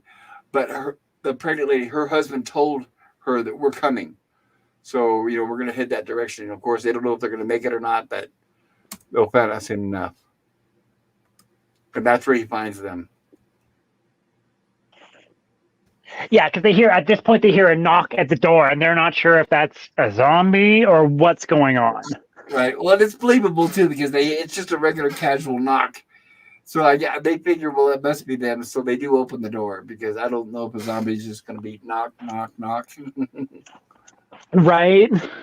Be all polite about it. So here's where he quietly tells them to be quiet and that, come on, follow me, pretty much. And of course, she's overwhelmed and happy to see her husband. Well, I mean, can you imagine how, wow, way to up your rank as a spouse to just be like, yeah, I came and I rescued you and our unborn child. No Yes, biggie. And he's just right. Another great emotional scene. And this is where the father sees that the daughter's there. yes, yeah. And of course, they move just a few feet until they hit the exit of the tunnel, and the lights come on, or the outside sun. And this one guy here almost sees them, but they're able to dive into a bathroom just in time and hide. And the guy calls him a derogatory name, of course. The bigger guy has been basically teasing the father ever since the beginning when he had locked the door on them. So he calls him a douchebag at one point, and then now he calls him a jerk, even though they pretty much established that they're friends now. I don't Yeah. think he knows his real name anyway. I wouldn't say they're friends, but But they they can are tolerate relying each on other. They can tolerate each other, and they're relying on each other. They mostly they at this point saved each other's lives. Yeah, they're working on their friendship, right? It's a weird dynamic. It's like rivals. No, I don't even want to say rivals, but it's just like, but I like what the big guy says here about family, and like, because we're all harping on the dad for being like working all these hours and not paying attention to his daughter. And the big guy's like, your daughter will get it in time, dude, that you're doing all of this for her, that all of the hours at the office, all of the money, it's all going to be for her. But that's not what's happening right now. Oh, they're going 186 miles an hour. Yeah, there's where we. Yeah, so there you go. So that's what I was saying, between 100 and 200. But anyhow, what he was saying is, dads do all the work, get all the shit. Oh yeah. Yes. Okay, you're right. Because they're both dads, and that's what he was comparing. Because his wife kind of gives him a lot of grief too. And right, like the first thing we don't get to see it. Oh, sorry, Pop. Go ahead. I was just gonna say, here's where they established that they're going 186 miles per hour, but in the U.S., the top speed of our Amtrak is 70. So technological differences. There was speed laws in place after. Well, we got speed restrictions because our rails are so old. Plus there's the insurance and safety concerns. No, it's not that. None of that is the issue. The issue is it's not designed to go faster. If it is, they would design a better train, better tracks, so on, and then change the laws as they design better trains and tracks. So that's the only reason why the restrictions are the way they are, because the trains are based on really old technology in the U.S. They don't want to spend money for anything new and advanced and efficient like they do overseas. Because as we see here, the technology exists, but Americans just don't want to spend the money. They're too greedy, and they're busy pocketing the money rather than investing it into the infrastructure.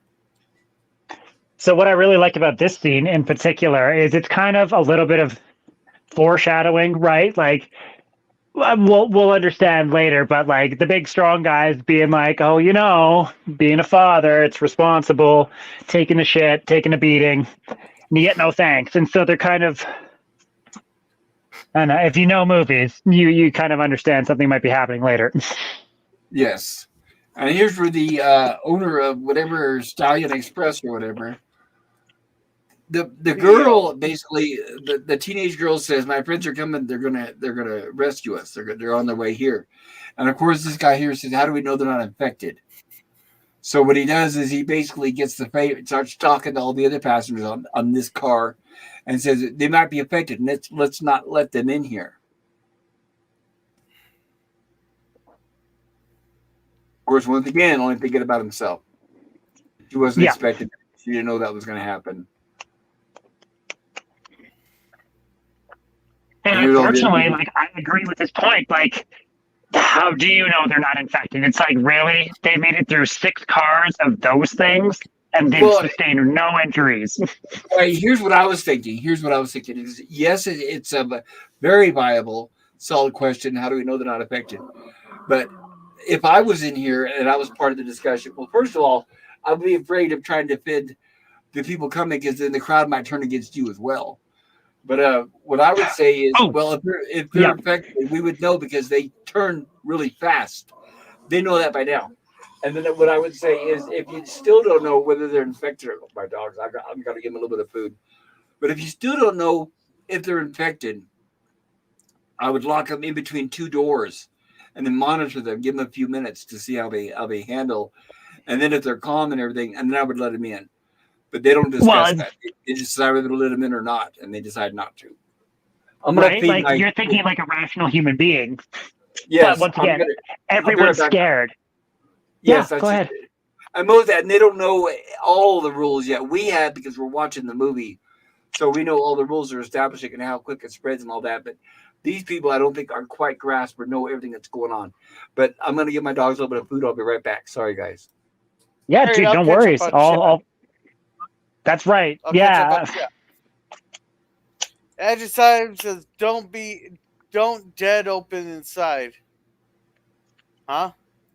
And Scurvy says Sherry is so very. Then Agile says Lovey. And Nemesis says hail to Lola Sherry. And I said, I'll be back.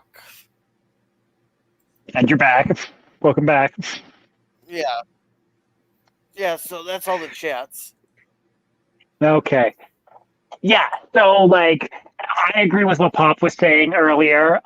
Like you'd think like as a rational human being that like, okay, once again, maybe let him put him in a different area. Like let him through if there are still survivors. Because yeah, like we've seen, like we saw, they the zombies change rather quickly. So it should be pretty obvious, but they also don't know if it's airborne, how it seems to be only through physical. Well, I mean, it's bites. It doesn't even seem to be scratches so much. It seems to be like a saliva or Body. I don't know. It, Thank you. It spreads like Ebola through body fluids. Exactly. Yeah. So I'm not sure What are if your making thoughts, out with Dan? one of the zombies will cause you to get zombie or. Oh, dude, I know, right? Like that first initial zombie, I was like, "Oh, you're looking kind of cute," and then she attacked the dude, and I'm like, "Ah, well, maybe not. Probably not best to make out with a zombie." There are definitely no kisses. Right? Don't let them nibble on you. And of course, the COO, whatever Express, is telling the train conductor there. Wait a minute. The train conductor drives the train. What's the That is name of the correct. guy? All the other right. What's the name of all the other people who wanted to close the doors? No, the engineer drives the train. Engineer. The conductor So is the guy who basically makes sure you're taken care of. okay, so the engineer is the one that's driving the train, correct? Right.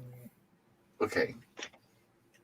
So, but anyway, basically the jerk, the older guy, CO of whatever Express, they're listening to everything he says. So, if he tells the conductor, don't let them in, they might be infected, the guy automatically listens to them. She's asking him, please listen to me, please say something. But of course, all he does is just listen to his boss, pretty much the boss. Well, yeah, once again, I'm not even sure if it's the boss or if the fact that he's just a bully or like, because nobody else does anything. It's like, it's once again, it's the sheeple effect, right? Like everyone in the back, no one says anything. No one stands up for this girl. No one wants to stand up for anyone else because, well, I mean, everything's fine here now. Why would you endanger the situation by bringing in potential chaos? See, that's why I was wondering. You would think normally the conductor would say, screw you, I don't care who you are, sit down and shut up. But the fact that he follows every order, that's why I think that guy somehow is connected to his company. Maybe, but like, because initially he was, and then over time he's just been like beaten down by this guy constantly screaming at you. Oh yeah, and getting and throwing orders at him, right? Oh yeah, right. So yeah, maybe you very well may be right. Yeah. So here's what they're doing: since it's dark, the zombies can't hear them. They're climbing alongside the luggage racks on top, on both sides, trying to get past the zombies who were all in the aisle. This is a good scene. They just got to be very quiet.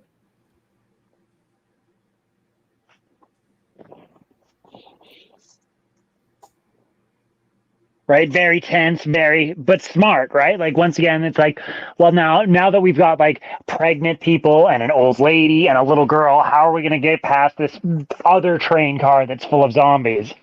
Yes. The stealthy approach. Yes. And what's great about this here is it's smart. Is this guy grabs this? First of all, the bag is blocking his way because he's trying to climb across that luggage rack. But then what he does is he grabs the bag and throws it towards the rear of the train, which sends zombies in that direction. Thank goodness, which buys them a little bit of time.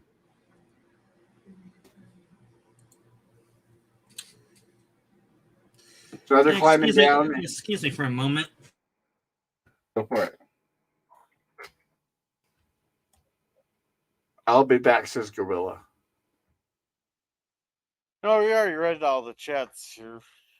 Okay. Yeah, I think Sit Down was heading up for a second. My computer died, so. Oh, Sorry to hear geez. that, Gorilla. Gorilla, So what yeah, is basically, Gorilla, what is it that's loose on your computer that keeps coming loose? The power cord. I want you to show tighten me it what up. that is. Yeah, because I'll send you a cord. No, Because I feel bad. I feel bad it happens. I know you always say it's fine, but it happens to you every stream.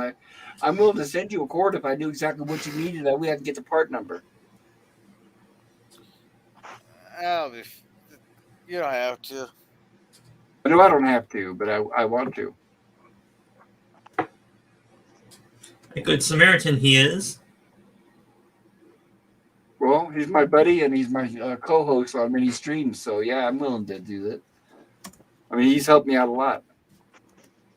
I remember when I was first streaming, Gorilla helped me figure it out. Just like you, Sci-Fi Dan, when you were kind of, we're starting and then people were coming along and helping you and giving you instructions. And that's what Gorilla did for me when I first started. What did I figure out for you?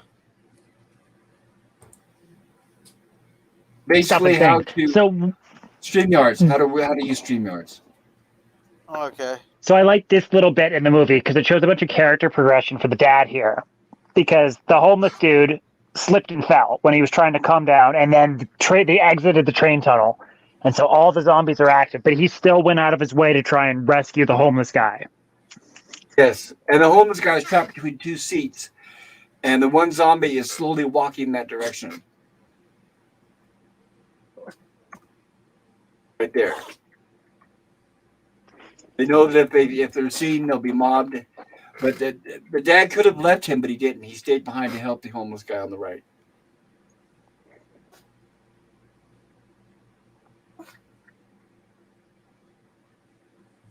And now And so now they're like, all right, yes. Go ahead. Oh, yeah. Well, he's counting. He's like, 1, 2, 3, and then they're going to run. What, Pooch? And then,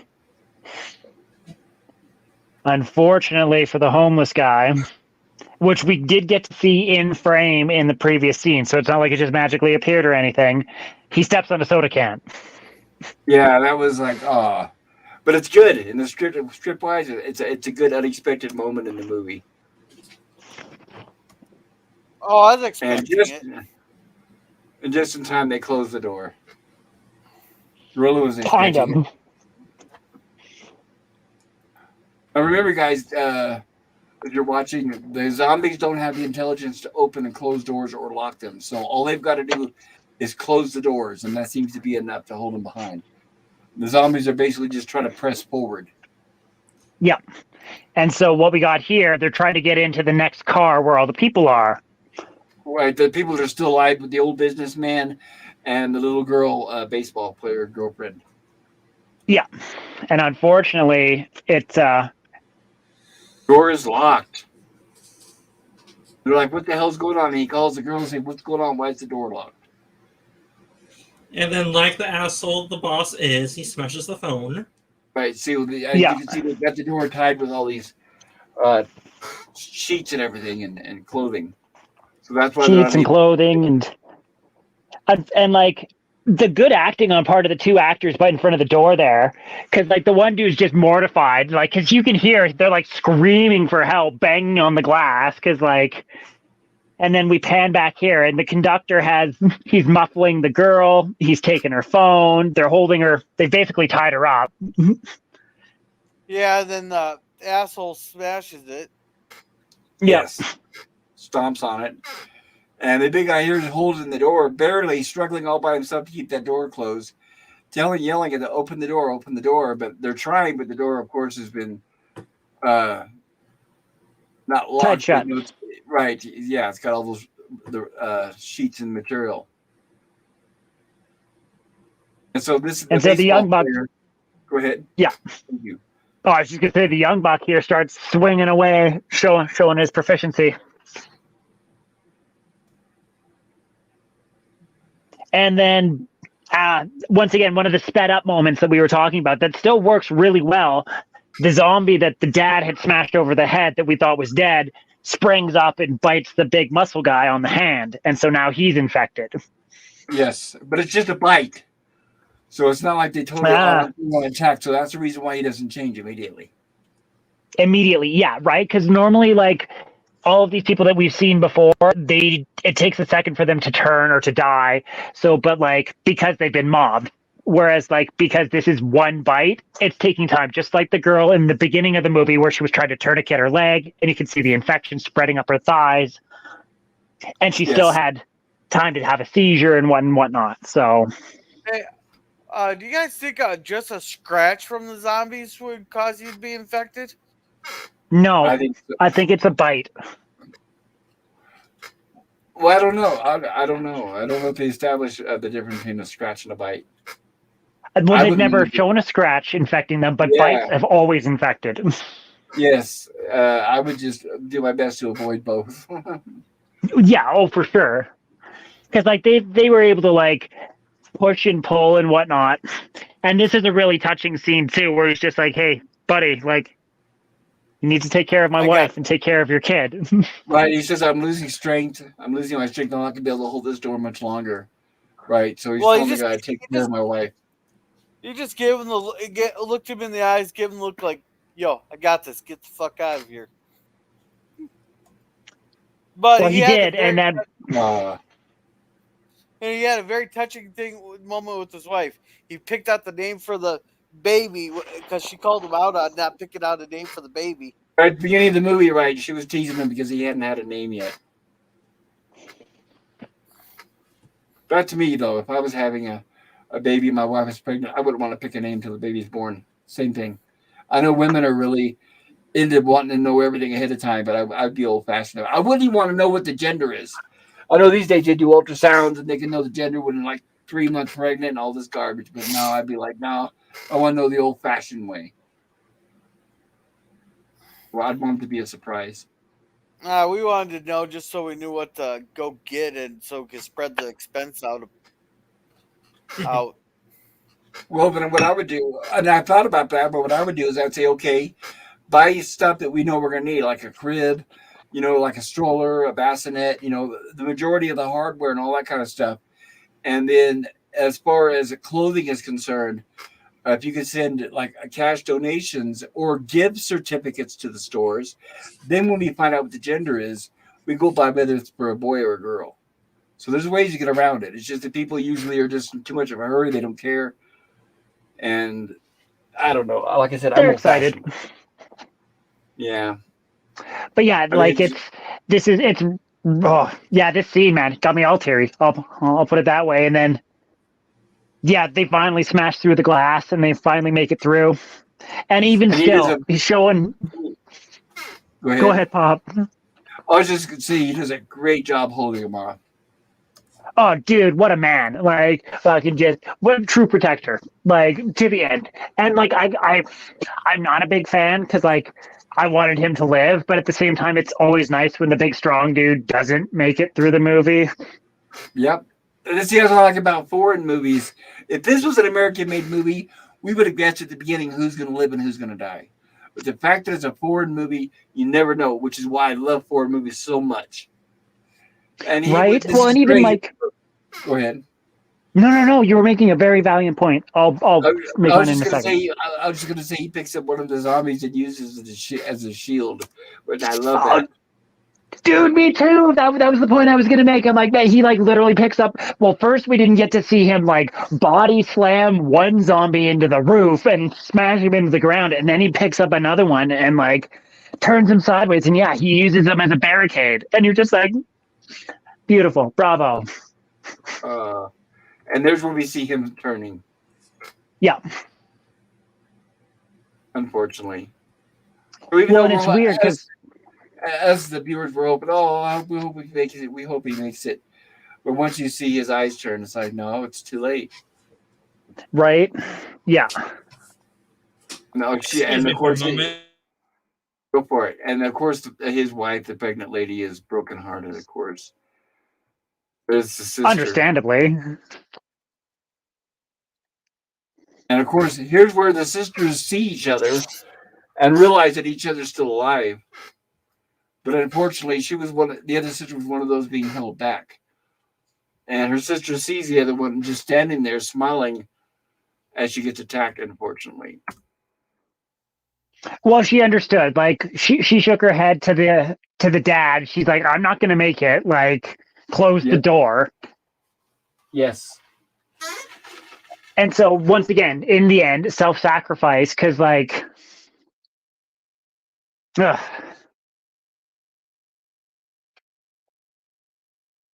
So now they're in the train with the other people.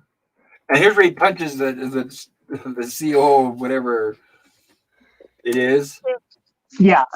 Yeah. Basically, why did you hold us back? Why wouldn't you let us in? Oh, dude, I wouldn't have stopped at one punch either. Like me personally, I would have given him at least 2 or 3. And the snake, of course, right? the first thing he does is tell everybody on the other people, well, he's infected, turning everybody against him. When we can clearly see that he's not. Yes. And we clearly see they're not infected. He even says, look at their eyes. And their eyes are completely normal. Right? But once again, the sheeple don't care. Yep, they don't care. And they're still just going to keep following what this dumbass says. And he tells them, you gotta leave. And then one person screams, and that's enough to set off the motion, and they all turn. And then it's terrifying. Like, can you imagine going through everything you have only to have this vicious mob, which is a completely different monster from the ones you just escaped? Like, I don't know what's more scary. I think these people would probably be more scary to me than the monsters. Yes. Because I don't know what they're going to do. And she decides to go with them. She knows they're not infected. And she doesn't care. She's in love with this guy here anyway. So she right, like with the other group with the jerk. They've actively turned against her at every point, condescended. They held her back. They muffled her. Like just awful people. And I mean, I say awful people, but at the same time, I don't know. I might be one of those people in that situation. You don't know. Like, you don't know how you're going to react when you're scared in a situation like this. I've never had to. Or like I said earlier, even if you're more sensible than them, you're going to be afraid to speak up or they're going to throw you out too. Yes, we've had that discussion on your Rumblings Lab about me and my class and whatnot, so I know exactly what you're talking about. And then, so immediately they're bolting the door, and it's just like... Right, so what they did once again... They locked those people, those survivors that made it into this train car. They locked them into the car ahead of them. And so they've got the door secured here, as you guys can see here, with the jackets. It's basically clothing, right? Yeah. And then we cut to probably one of my favorite scenes and one of my favorite, like, I don't know, once again, this might be me in this situation if I was an old person seeing, because this lady here has listened to everything that we've just talked about that happened with the teenager. She sat here and watched and seen this all. She's seen how these people have reacted, how they've actively tried to, like, go against it. And she's talking to her sister, and she's like, you've always spouted kindness. You gave your life for kindness. You've always put other people first. And then it pans back, and it shows everyone screaming, like, get down, be quiet, shut up. And she's like, what a crock of shit. and she opens the door Right, and the lets sister. them in. Right, yes, the sister there that we just saw. Right, she sees her other sister who's already been taken over, and then goes over there and just opens the door, right, and lets all those zombies into that train with that group of people. And this is them now. Now remember, they tied it with all the clothing, so they're not able to get out. They're trying to open the door, but since they're being attacked, they're not able to. So it's a Yeah. good thing that they actually let these people move forward into the next train, I guess. I find it ironic on what happens next. Well, just how they're at I think it's beautiful. Just retribution, right? Like the Well, girl Yeah, lets him in, and everything that these horrible people get their comeuppance. You've built this situation onto yourself. You've tied yourself into this situation. You've forced other people out, and well, you've and built that's your own the tomb, basically. and that's the irony I see in this scene. It's ironic. Yeah. It's poetic too. Beautiful. Poetic justice. Yeah, for sure. and here's where he tells his daughter, "I'll take you to mom no matter what. Remember now, mom is in Busan."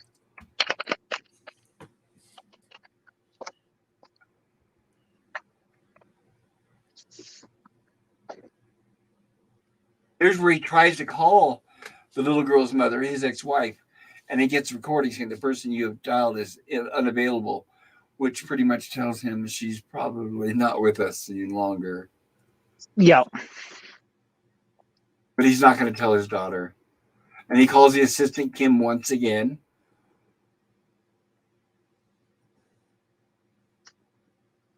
And here's where he tells them Busan proceeds in primary defense, which means that they were in this town of Busan or city. They were able to fend off the zombies, and they have a police barrier. And he's asking, where'd you get that info? Go ahead. Initial defenses were successful. Yes. And now here's where Kim gives them the good news, right? He tells them that the company they work for are the ones that actually created this whole virus and released it from their lab.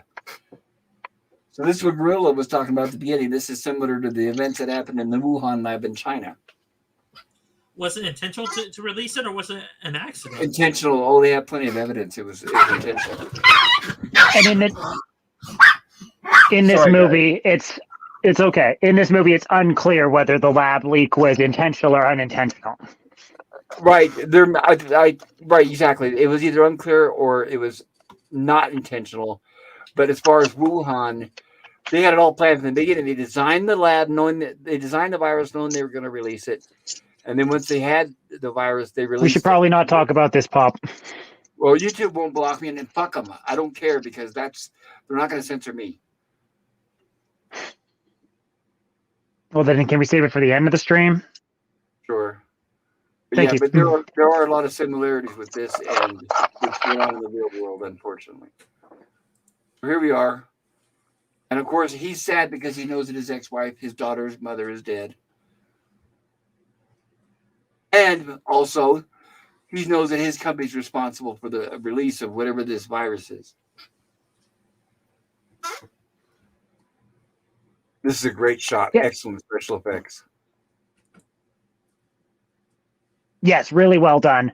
And what we don't get to hear is the dude's crying. Mr. Kim is crying. He's upset. He's horrified, and I think he's dying.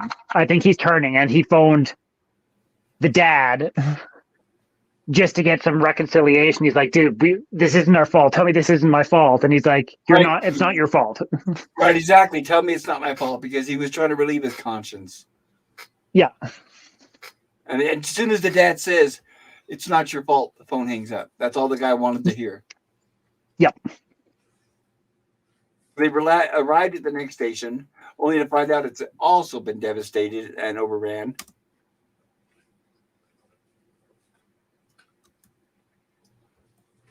Reminds you of them arguing or laughing. And here we have the people hiding in the bathroom. Our two favorite characters. Yeah. Hey, welcome to the the Evolution 78. He says, "I like train to Busan." Excellent. Welcome. Well, Good to see you there. yes, good Yeah. to see you do the Evolution 78. Oh, yeah. It is. It's one of the top zombie movies. I love it too. That's why. By the Yes. way, thank you for recommending this, Nemesis. Everybody, this was his choice tonight, and I'm so glad. Great job. Thank you. I had not seen this since it was new, and it was great revisiting it again. Great choice. Thank you. Yeah, it's one of my favorites. So yeah, I'm happy to share it with people. And AI, in case they want to watch this in the future. I don't judge. Right. Or if you're watching this on the rerun, definitely check this out, guys. Oh, by the way, Yes, thank you. Go ahead. Go ahead. I was just going to say, you guys, if you're listening, if you're enjoying the stream, maybe consider hitting the like button. And if you haven't subbed to my channel, maybe sub. We cover excellent, terrific content on my channel. And as you can see on Tuesday nights, we do our horrors. We'll either do a horror movie or a sci-fi movie. And so far, I think we're batting 1,000. I think we've been showing some really good movies. And we've got a lot more coming. So, yeah, sub to my channel and hit the alert bell. And here's where the train conductor or engineer says, okay, I'm going to go try to find another train because this one is blocked. He sees a bunch of junk on the track. So he's going to try to find another car that's clear to get them out of there, which is great. He's actually a good character. Oh, I love him. He's fantastic. Like, he's kind of bewildered, but compassionate. Like, and he just makes it through in time, right? Like, it's just a beautiful little obstacle course of, like, he jumps into the train, he looks over, the zombies see him, he has to rush through the door and slam it just in time for the zombies to not get out. Yep, exactly. Yeah, at least he thinks on his feet. We'll find out why I'm saying that in a little bit. But this train conductor is he's the compassionate person who just wants to help the person. He's not selfish. He doesn't want to be the hero, but he's willing to help the people there, not just save himself. Correct. Yes. Excuse me for a moment. Go for it.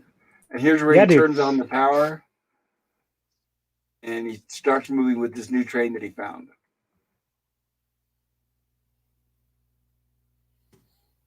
And he's like, okay, then this scene, oh my God, where he's like, the dirtbag's looking outside. He's like, yep, it's all clear. Right. Go ahead. Right. So the bad guy here, the old guy who's CEO of whatever, looks out and sees the zombies right there and then goes back in. And then the conductor says, is it clear out there? And he tells him yes. So what he wants to basically do is use that guy for bait so that he can escape.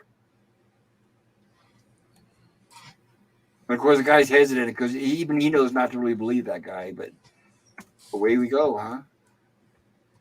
Oh, right, like. And of course, that. And then here. I'll see if I can show it. And there he is getting attacked, of course, as the coward escapes. Yeah, well, he pushes him into the zombie. Like, he doesn't just push him, he pushes him directly into the zombie to give him as much time as possible. Right. And of course, they're trying to look for a train. There's the name of the train. See, that's what I was talking about earlier. So, Co-Rail, but I don't know K-Rail. what the...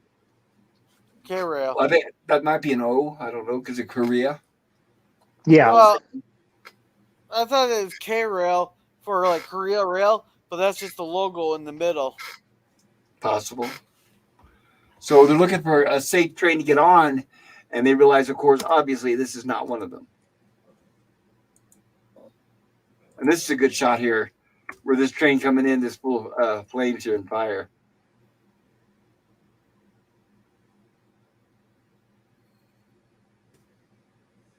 And the train crashes. This is a good scene.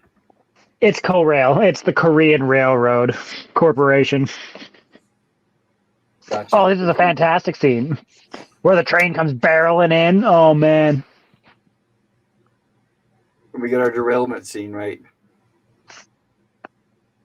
Well, and it does it really well because it shows a point from the characters' perspectives. And so all you can see just above the top of the cars is just this flaming mass. And you're just like, so they didn't have to do much, but it still implies what's about to happen. Yes. And then the young couple here that realize that it's blocked. because they were going to head that direction, but those two cars have collided together. But they decided to go in here. Close the door.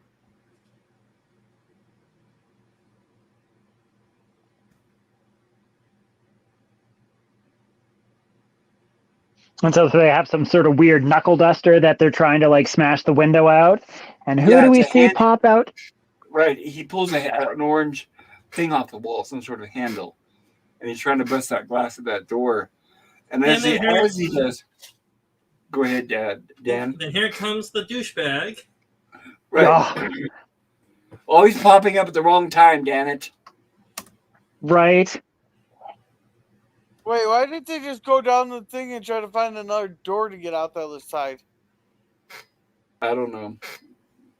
They're trying to find another train. So I'm guessing they don't want to spend a lot of time on this one. I think they just want to keep moving forward, perhaps. Yeah. But it'd be faster than trying to smash out the window. No, I do agree with Gorilla on that one. Yeah, if they would have shown like the girl running down to the other side and still like been like, "Duh!" Sure. Right. And by the way, you guys, if you're wondering why are they banging on the window, the kid did try to open it and the door's locked. So that's the reason why he's banging on it. So they can't just slide this door open like they've been doing the rest of them in the movie. This is the first one they hit. It's actually a locked door. Yeah. Hey, PvP. Hello, PvP. Welcome. Sorry I'm so late. I really wanted to be earlier, but we got a weather advisory earlier today that we might get 20 centimeters of snow over the next day. Yeah, so I didn't want to chance the roads tomorrow because it's supposed to start later tonight and it might go right through till tomorrow evening. So it sounds like it could be a bad one. I don't like driving when it's really slippery on the road. I try and stay off, So I understand. So I went out, stocked up, got some milk and all that stuff, I have to say, I have to admit, I'm at the point where I'm sick of the snow. It's slowly melting, but not fast enough, and I'm tired of it because I need to go to the store and get groceries and food. I'm out of all that stuff, but all I have is my little scooter. My car hasn't been repaired yet, and my little scooter will not move around in the snow, so I've been stuck. You still got snow on the ground there, boy. It's lasted quite a while, hasn't it? What it is the streets are clear. That's not the problem. But the thing is there's like a long driveway that goes uphill next to our house. Oh yeah, and that's covered with snow. It's in the shade, by the way, so it's taking longer to melt. Right. And this I have to drive the scooter up and down that driveway to get in and out to the street. If I could. Oh. I don't know. I just don't have a lot of energy or strength, but I'm going to have to break down and go out and try to start shoveling and clear a path. I'm going to do that tomorrow if I can. Doesn't the person that owns the driveway, shouldn't they be doing that? No, it's the side of the house where my roommate doesn't really, he doesn't go that way. He doesn't have to. He goes in and out. He goes in and out through the front door, which has steps leading down to the street. So I'm the only one that needs to use the scooter, which is on the other side of the house. Okay. Yeah, that makes sense then. Okay, yeah. Okay, so the bad guy, as we saw, jumps onto the car and then throws her off, the poor girl. And then throws her into a zombie. Yeah. A zombie. I hated that guy. The one thing they're forgetting is he doesn't close the doors behind him. He's worse than my kid. Oh, that's true. Unfortunately, she didn't make it. Yes, which is great, right? It's great. He's a bit. Sorry, go ahead, PvP. I was just going to say, neither does the boyfriend in a few more seconds here. Right. But it's kind of, I thought it was kind of sweet, though, that they kind of, died together, since they were. Yeah, he couldn't, exactly. He didn't leave her. He knew at this point he's probably not going to make it anyway. So he wants to die with her. I like that. It was pretty classy. Because she's dead. And he should know. You would think normally he would know to get out of there, but he basically cuddles her, and unfortunately she changes, and this dirtbag escapes through the window. Yeah, I can't stand. Well, that and I mean, guy. he's awful PvP, but you got to feel for this dude too, right? Like he's watched his entire baseball team get devoured. He's had to Well, he didn't have to. He froze up when they were attacking his friends, but so he's seen everyone die. let alone his girlfriend. Yeah. I guess. Well, once he knew the girlfriend was bitten, and his whole future is basically gone. I guess he's maybe thinking. So he thought, "Oh, what the heck? What's the point of living anymore?" Yep. Can we catch up on chat real quick? Thank you, Gorilla. Great idea. All right. Do the evolution says, not to be off topic, I like Mark Tufo's zombie followed explanation how the zombie virus happened. Wait, Mark Tufalo. I'm not aware of what that is. Zombies. Fallout. Fallout. You're talking about the game, I think. Yeah. He goes, they have a sequel, but I haven't seen it yet. Neither have I. I tried refuse to watch game. it. Is it watch or play? Is it a game or a movie? Oh no, we're talking about Train to Busan has a sequel, and I refuse to watch it. Oh. The Fallout. Fallout is a game. Right, Fallout's a game, but isn't the sequel to Train to Busan an animated movie? Right? Is it? Yeah, I've seen it. Oh, well then, never mind. Is it good? Yes, not as good as Train to Busan, but it's worth watching. It's a good movie. I just don't remember the name then off the top of my head. All right, so Do the Evolution says, got a taste for some pie. You got a slice? And Scurvy here says, well, I have some pecan pie a couple weeks ago.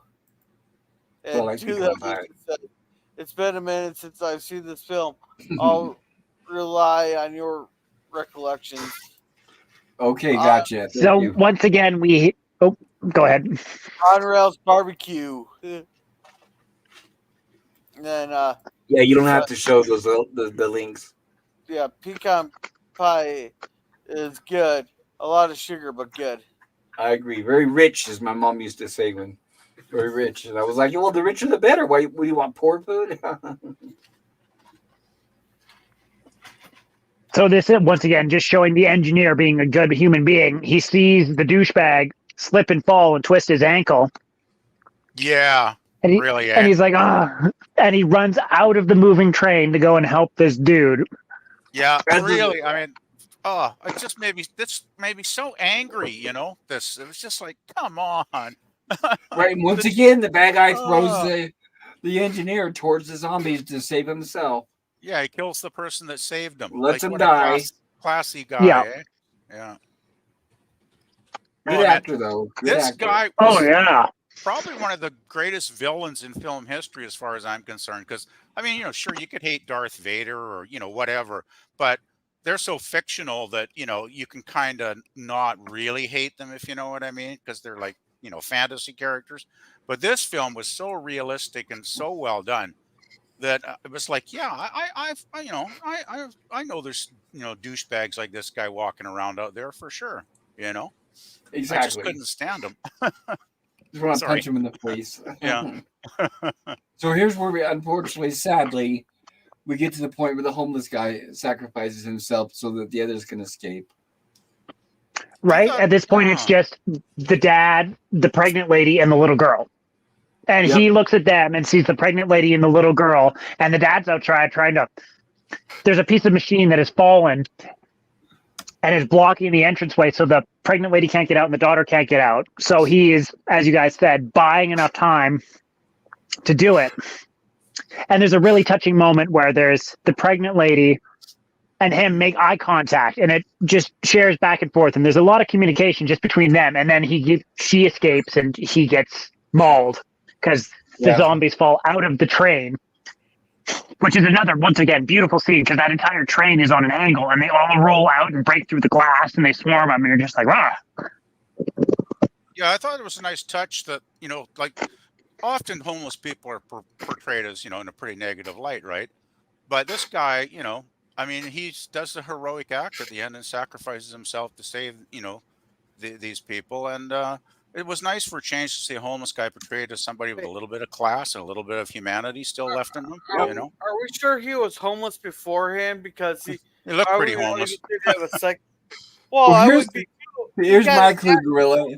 My clue that he was homeless was not only were his clothes dirty, but his teeth were yellow. So usually that's a sign of like either homeless or they've been in jail. Or he's a chain smoker. I just figured the clothes. Extremely heavy chain smoker. Yeah. That's one thing that I like about the older movies. Now that we have It's- high definition film, is you can tell smokers in older movies and TV shows because you can see their teeth are white except for the yellow right in the center of their teeth, and then you can tell that they're the ones that would walk around with the teeth cigarette hanging out of their mouth because you see a patch of yellow right in the front of their teeth. With high definition, it's very easy to spot now. Oh boy. So I just checked out Wikipedia. It does say Choi Gui-hwa as the homeless man. So he is homeless. I just wanted to ask, guys, because I, obviously haven't been here for most of this. Oh, sorry. Go ahead, PPP. Okay, I just quickly wanted to ask, like, I was so impressed by the high quality believability of the zombies. Like, it blew my mind. I thought this is some of the best zombie, action I've ever seen. And I'm thinking, okay, a lot of these are real actors. It's like practical effects, but with some CGI, because there were scenes where there were like hundreds of zombies pouring through a window, and I'm thinking, there's no way they could have done that with living actors, is there? Oh, no. There's lots of CGI in here. Yeah, that's what I was going to say. Is I'd say CGI was definitely used to enhance it, but it's so well done, which is the way it should be, that you cannot tell the difference, which is great. It's like this scene in particular, right? Like where they've got the tidal wave basically of zombies, and a lot of these ones up front are all actors. Like that's all CGI right there. I don't think those are real people who are falling off with the blur, but like that's all real, and those people were getting drugged for sure. But like that, there's a good chance that that's all CGI, right? But it's once again just used to enhance. Right. Let me go back. That is either a combination of CGI and or what they call crowd duplication, where they'll have like 10 people running and then they'll copy and paste and make it into an entire crowd like 100 people. But it was so well done. I mean, I didn't for 1 second in this movie, think to myself, oh, that looks fake. Like, no way. All the way through, I was totally convinced this was actually happening. This was real. I was just so impressed by the quality of the special effects in this film. It was fantastic. Amazing stuff. Yep. Can I say something? Of course. Yeah. No, I sort of found the way that they were being dragged by the train kind of humorous. Found it kind of humorous. Yeah, that's a good point, actually. It was kind of funny. So here's where all the zombies that were hanging on to the end, he was kicking with his feet and kicking, and he finally knocked them off, and they're left behind. So the train moves forward. And he's exhausted, of course. Now remember, this is all we have left now are the father, the pregnant lady, and his daughter. And remember that the asshole bad guy is on that because he pushed the engineer into the zombies. So we know he's there on the train. Yep. And they're going to know. They're going to know pretty quick. He'll be back. And there he is. Well, of course, he's the final zombie too, right? Like, oh, of course. Yeah. Only fitting, right? But apparently, he just like we established earlier, he wasn't bitten too severely, so he's slowly changing. Like, so it's for him, it's not a rapid one. And that's how I don't even think he's aware that he's changing. No, he's not. I don't think he is. Because remember, when he comes out the door, he's going, "Help me, please help me," or something along that line of dialogue, right? He's asking for mercy, actually, to be exact, this is where you find out his entire motivation. He says, "I want to see my mom. I want to see my mother." So that's we find out his entire motivation. Everything he's been doing. That's what he says. Trying to put some humanity into him at last minute. Right. I'll see if I can get the subtitle.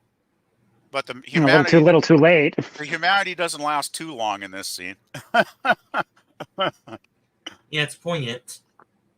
Yeah, Take me home. Still, I don't know. I have a hard time feeling sorry for him. Or is he just reverting to childhood, where he's just like, "Please, just take me home. I want to see my mom. Like, my address is this. Like, I'll pay you." Like, yeah, because he does say his address, and he says, "My mom is waiting for me," which we all know she's probably dead wherever she's at. Well, yeah, because he's probably around 50 or something, at least in his 50s. No, I mean, if she is alive, she's probably dead because she's been probably already attacked. No, but I'm just thinking, he's not a young man, so his mother could have passed from natural causes a few years ago too, right? So, for sure. But in that culture, they are also well taken care of too. So there's a whole possibility that maybe, Hey, or it could just be a Daniel. lie. Hi, Daniel. Hi, Daniel's what's up? Hot Topics. Welcome. How are you doing, Daniel? I'm good. I hope you guys All are right. doing well too. It's a nice We night are so tonight. far. Glad you could join Yeah, us. I'm sorry doing you're coming okay. in so late in the movie. So, is this the boss zombie? No, not really. No, No. it's just, No. no, he's just an He was- asshole. He was just a regular guy until he got bit, like towards the end of the movie here. Right. But he was an asshole though. How many people did he kill? I mean, did anybody keep a count of how many people he threw under the Right. zombie bus? Right, exactly. To save himself. I didn't count, but it's several. Yeah, So At this least is two. at least two, Right. maybe three. Yeah. Right, and this is what we were talking about earlier, where he doesn't realize he's been turned until this guy here, the father, says, you've been infected. And then he's like, what? And he starts looking at his hands and everything. Right, and once again, the makeup effects are really well done. Like, it's spreading on his face, and you can see it creeping up. Once again, just a really nice use of CGI just to touch things up. Yes. Right, and once again, he's a fantastic actor. Oh yeah, he's good. I mean, Like, he was so good at making me want to just hate him. yeah, oh yeah. But we don't feel sorry for him. He's even crying, feeling sorry for himself. But after all he's done, we don't give a fuck. Yeah. And what Well, he and then does once again, next- after all he's done, can you imagine just being like, no, I can't be turning. Really? Like, no. Not me of all people. All the people I killed to get here, and I'm still turning. Dude, right? And he turns, and then he attacks the father, unfortunately. of So we course, get the yeah. battle on the train. Yeah, this part really pissed me off. I was really rooting for the father because, I mean, he starts off the film kind of self-absorbed and his family's falling apart, and he kind of feels guilty about, maybe he should take the daughter to go see mom, and so you kind of feel like, hey, this guy's, he's not really a bad guy. He's just like so wrapped up in his work, he doesn't think about, the things that really matter, right? Yep. And here here's the goes big mistake. Right, he puts his hand across the mouth. You're thinking, oh no, of all things.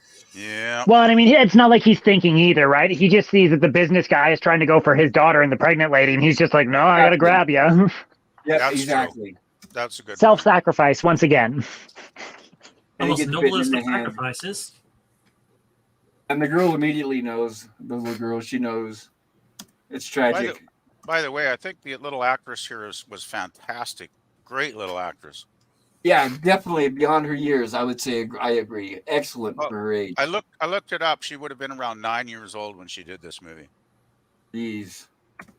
Yeah, Yeah. Kim Soo Ann. She's fantastic. She's incredible. Like, She was especially amazing. coming up. Yeah. Yeah, she was great through the entire film. Like, just really impressed.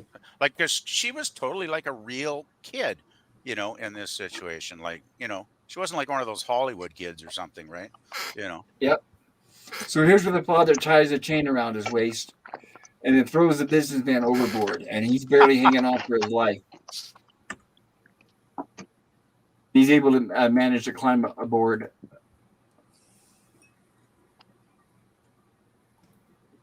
He was bitten in the hand, remember, but it's going to be a slow change. And Right, so- the daughter knows. That's why the daughter's crying like this, because she knows he's been bitten.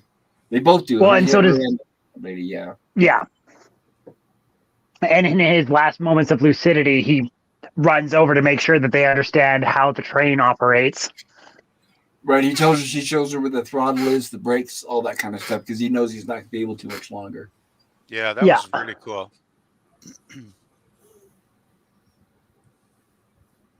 Well, and then once again, we're talking about the little girl's acting. Like, holy moly, like, this is pretty brutal. But, like, as soon as he closes the door and she starts screaming for daddy, like, I don't have kids, but holy shit, did that hit me in my, like, right in the soul. I was like, oh!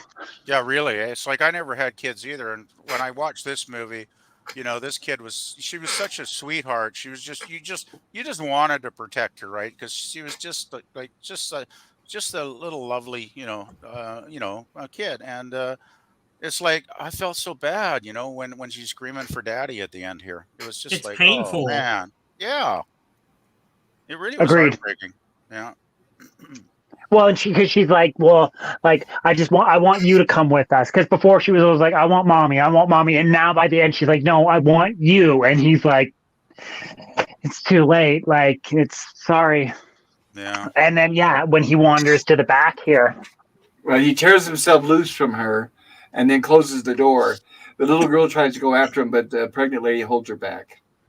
And he goes around. Notice he goes around to the back of the train so that she can't see him, because he doesn't want her to see what happens.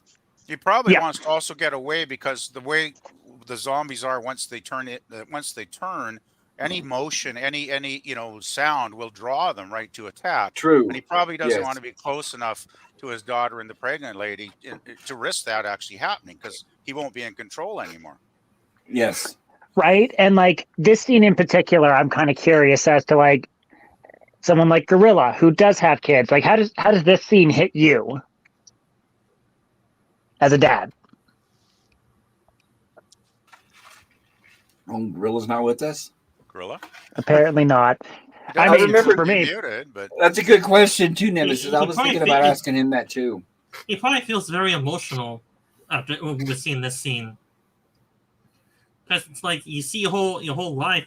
You try to protect your child with everything you can. Then either something happens to them, then you can't do anything. It's very painful. It's like you can't really do anything for it. It's right. He knows it, and he knows he's transforming, and that's the last bit of memory that he wants to hold on to before he loses it. Exactly. That's why how Gorilla feels if you ask him. If he's awake, I don't know. Oh, 10:30. I hope he hasn't dozed off. Oh no. Yeah, it's 10:30 p.m. for Gorilla. Yeah, it's getting late there. Well, his mic's not muted, or is it? It doesn't seem to be. I don't see it muted. Sometimes StreamYard won't show the mics, but since he's not with us right now, I better check the chat really quick. Yeah, I was just wanted to just add about it's just Daniel saying hi. I'm back. Okay. Hi, Daniel. I just want to mention, I thought it was a really nice touch. His final, memories as a human before he turns were about his daughter, which obviously is probably the most precious thing in his life that he loved the most. And I thought that was a really sweet ending to the dad character. That's him. Yeah, it was a beautiful ending to his arc. Yes. And him. Yes. And there he goes.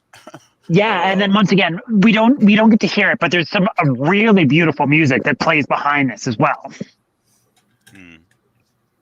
She does see his. I'm imagining she probably sees his body on the ground as they're leaving. Well, he was towards the back of the train, so perhaps not. I think she does too, to be honest. That final scream, yeah, I think so. Yeah, she kind of let out a really big scream, like she may have seen it. I was thinking maybe she saw him like fall, kind of thing. Yeah. Yeah, just fall off, and that was it. Like, remember now, he told the daughter and the pregnant lady that it was safe in Busan because he had heard that the military had cordoned off a safety zone. So now they're approaching this tunnel, and there's a bunch of junk on the track. So the lady stops the train. Yeah, this is the first time I ever saw this movie. Did they explain how this all started? Yeah, it was a leak. Well, a leak from a biotech. Yeah, it was a leak from a biotech lab.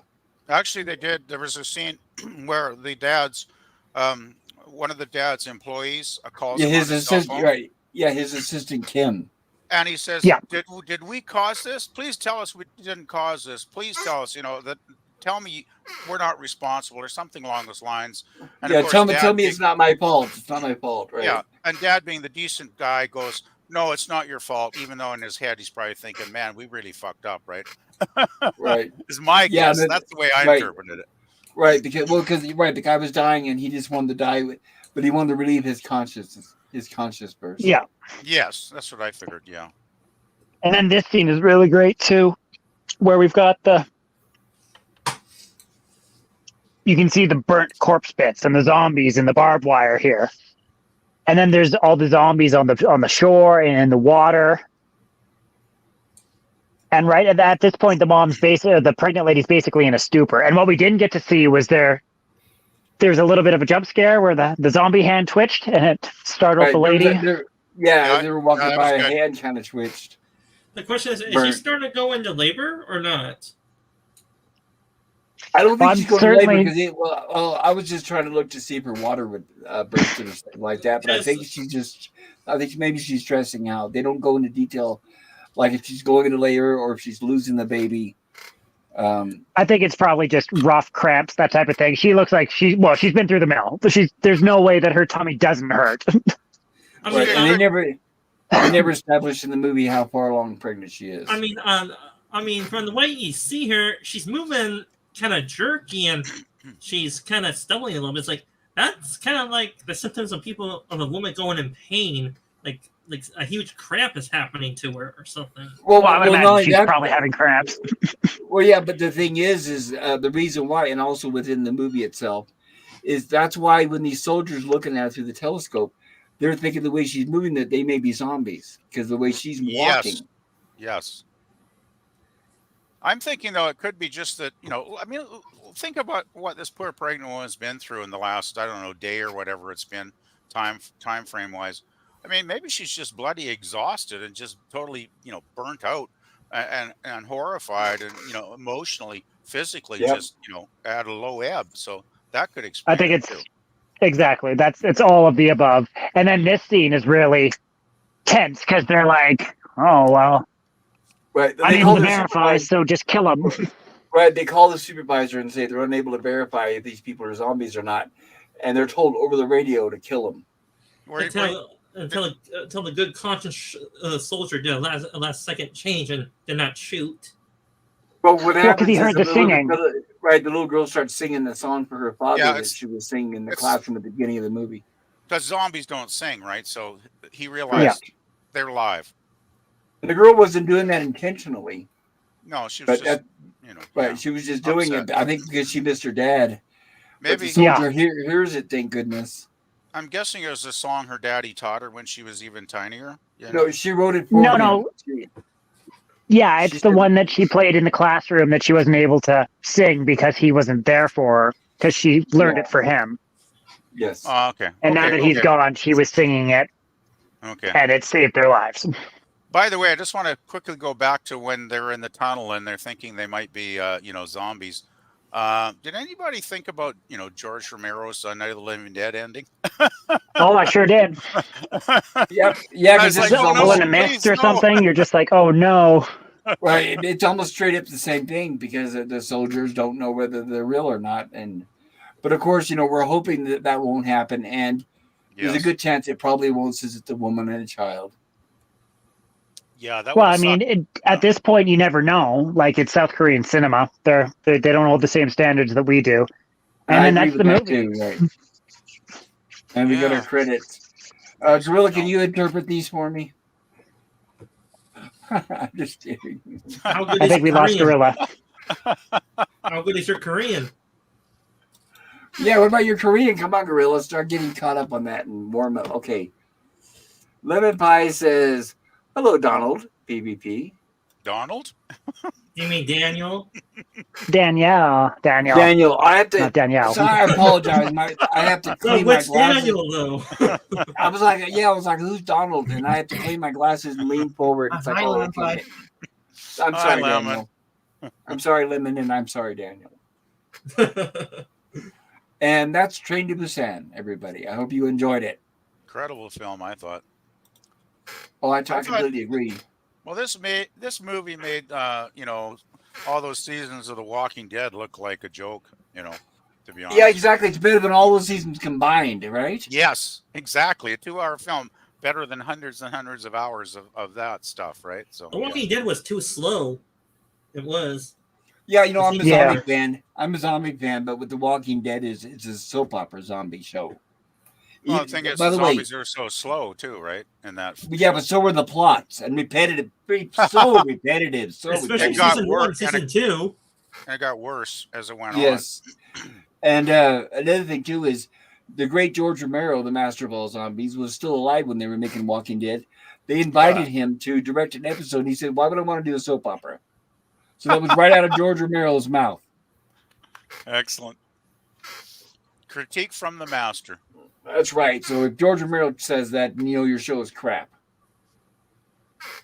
So, okay, now, As a reminder, everybody, that I put a poll in the chat. If you get a chance, please vote and tell us what your grade is, either for the movie, what you thought about the movie, or what you think about our coverage of the movie, if you had a good time tonight. I'm going to go around and I'm going to share the opinions of everybody here on the panel, and then I will close the poll in the chat and share the results from that. I think Gorilla might be out for the night, so he may not be able to respond. So I can't give you his review of the movie, which I hope is a good positive review. But I will. If he's not here, it's an automatic A+. Right. Yeah, there goes your automatic F, Gorilla. I'm sorry, but you lost it. But Gorilla's got an excellent channel, everybody. Check it out. He's got the Waltons on Friday. He's got some movie watch parties on Saturday and Sunday. This Sunday, he's going to be doing Mad Max Beyond Thunderdome. He also releases mini shorts. There's more stuff that he does. I'm just trying to remember everything. He also does streams during the week. Sometimes he'll do random streams. Great guy. Very entertaining. Lots of videos. Help him out. He's almost monetized, and I'm hoping to help him get there. But by the yeah, way, I just want to interject quickly, if I may, Pop. Gorilla's doing. He decided to do a cringe stock film on Thursday night, I believe. So anybody that might be interested in really horrible cinema might want to check that out on Thursday. Thank you. I appreciate you remembering that, PvP. But yeah, everybody, check out and Gorilla, if you're watching this on the rerun, thank you so much for helping me out tonight. I know it's late, but I appreciate your due diligence. Good job, sir. Once again. And okay, so Sith Dan, would you like to tell us what you thought about this movie? If you were to grade it from the A to F, what would you get it? What would you give it? I know it's your first time and we kind of did spoilers, but I don't know. What do you think from what you saw? Well, I saw it was cheating. I was watching it on another website too to get caught up. Overall, it was a good movie. I haven't seen very many good movies. I mean, like this for zombie movies, anyway. I would give it a solid A. Very cool. Now I have to ask you, since you brought it up, what do you think is better, this or World War Z? I haven't seen World War Z. I haven't. Okay, well, it's okay. I mean, I don't want to be biased. I've seen them both, and I like this one better. World War Z is obviously a Hollywood movie. It's more polished, but it's also, since it's Hollywood, it's very predictable. It's cookie cutter as usual. You know from the beginning who's going to live, who's going to die. I mean, the usual, and So I don't know. I really prefer this. This is much more brutal and realistic, in my opinion, which is why I like foreign movies so much. And I do not mind at all subtitles just for that reason. There's so many movies, a lot of movies out there with subtitles that don't have English audio at all. And that's why I don't let the subtitles stop me. In fact, I'm such a fan of subtitles. I've before in the past gotten a hold of movies that don't have English subtitles at all, totally foreign. And then I will go in and do the research and the homework, and I'll create subtitles for the movie. It's a daunting task, and it takes a while, but it's worth it. I've got some really good movies on my server that I created the subtitles for. Can you speak the other language it came in or not? Me? Not me personally. I mean, by translating it? I mean, you had to write the subtitles somehow. You had to learn the language. Well, okay. Here's what I do is, separately on other sites, they have where you can search and find subtitles for movies that are not part of the movie. They're, like I said, a completely different site. It's not on the sites that have the movies. So I'll give you an example. I have a great movie called The Man Who Was Superman, and it didn't have subtitles. It's a Japanese movie, and I found somebody, a fan somewhere, Japanese, somebody who knew broken English, put some subtitles together. And I went in and I grabbed that, and then I was able to go in, and because I know English really well, and I used a translator online, and I was able to take that script that was kind of broken English, and I was able to refine it and then put it into a really good set of subtitles to go with the movie. There were entire scenes where I had to translate entire scenes without Japanese text or without. It was very difficult, but it was worth it. It's a good movie, and the subtitles turned out really nice. Wow. All right, Cool. next. Yes, I like it actually. It's fun, but like I said, it's a daunting task because you're looking at a screenplay on your computer, all text, and you're going in and editing it, and So it's I got to be take it. stated. Go ahead. I take it that's an excellent movie for you to go to all that trouble and work. Then hopefully, Bob, it was good. Yes, actually, yes, it is. Yes, the man who was Superman is. It's a favorite of mine. I'm a Did you? Superman fan, but it's a great movie as well. I'm just intrigued by Japanese doing a Superman movie. That sounds kind of interesting, actually. Is there any chance you could ever share that with the community in any way? I mean, probably not, but Yeah, yeah. you know. I have it on my server. We would have to do like a watch party Oh, that'd since be awesome. right. It's not on the internet with subtitles, but I could stream it to Cosme like Gorilla does. That'd be great. But just to let you know, it's called "The Man Who Was Superman." But spoilers, it's not a Superman movie because they would get sued, obviously, by DC. Oh, okay. So what it's about is it's called "A Man Who Was Superman," but it's about this homeless guy who's kind of crazy who thinks he's Superman. And the Okay. plot goes. That's how it's kind of a comedy, tragic kind of thing. Does Yeah, he it have the sounds powers like of it. Superman? In his mind, he does. There's scenes where he flies and does other things, and then it leaves you wondering while you're watching the movie: Does he really have the powers? Is this in his mind? Is it really happening? So that's kind of the plot of the movie. And there's a reporter following him around, which kind of reminds me of Lois Lane. There's a reporter from the news station following him around doing his story. Wow. And she's not sure whether to believe he has powers or not. And I wanted to say that Sci-Fi Sit Down says, have many of you seen the South Korean film Alienoid? It's a good sci-fi and sci-fi fantasy film. No, not yet for me, but I do plan on checking it out. I definitely trust your word. Yeah, I've seen it. It's actually a pretty good movie, and they're also making a sequel to it that's coming out, I think, sometime this year. The movie is actually part one of a movie series. Oh, a series or like a trilogy? Well, as far as I know, the first movie is actually part one. The second movie is part two. It's coming out sometime this year. It's kind of like Dune, the way they set the movie. Okay, gotcha. And I wanted to mention here a little bit of trivia about this one. I have not forgotten about you, Nemesis. I'm going to get to you next for your review or grade of the movie. But the actor, the man with the pregnant wife, the heavyset guy, the strong guy, he's a personal trainer apparently, and he used to be the personal trainer of the star of the movie, who plays the dad. Yeah, it's pretty good. I think Trump's for a physical guy. Yeah, I totally agree. And Train to Busan is the sixth highest grossing domestic film of all time in South Korea. So that's a pretty good record. It's their sixth highest grossing movie of all time. Yeah, it actually made Awesome. I'm just going to look it up because I looked it up last night after I watched the film, and it made a bucket load of money. Yes. And filmmaker Edgar Wright, who directed Shaun of the Dead, another favorite of yours, Nemesis, he says he's also a big fan of this movie. He recommended the film in a tweet and called it the best zombie movie he's ever seen in forever, according to him. I would agree with that assessment. I don't think I've ever seen a better zombie flick. And by the way, the budget was $8.5 million. I'm guessing that I don't know if that's Korean dollars or like maybe translated to US. Guess what the box office was, guys?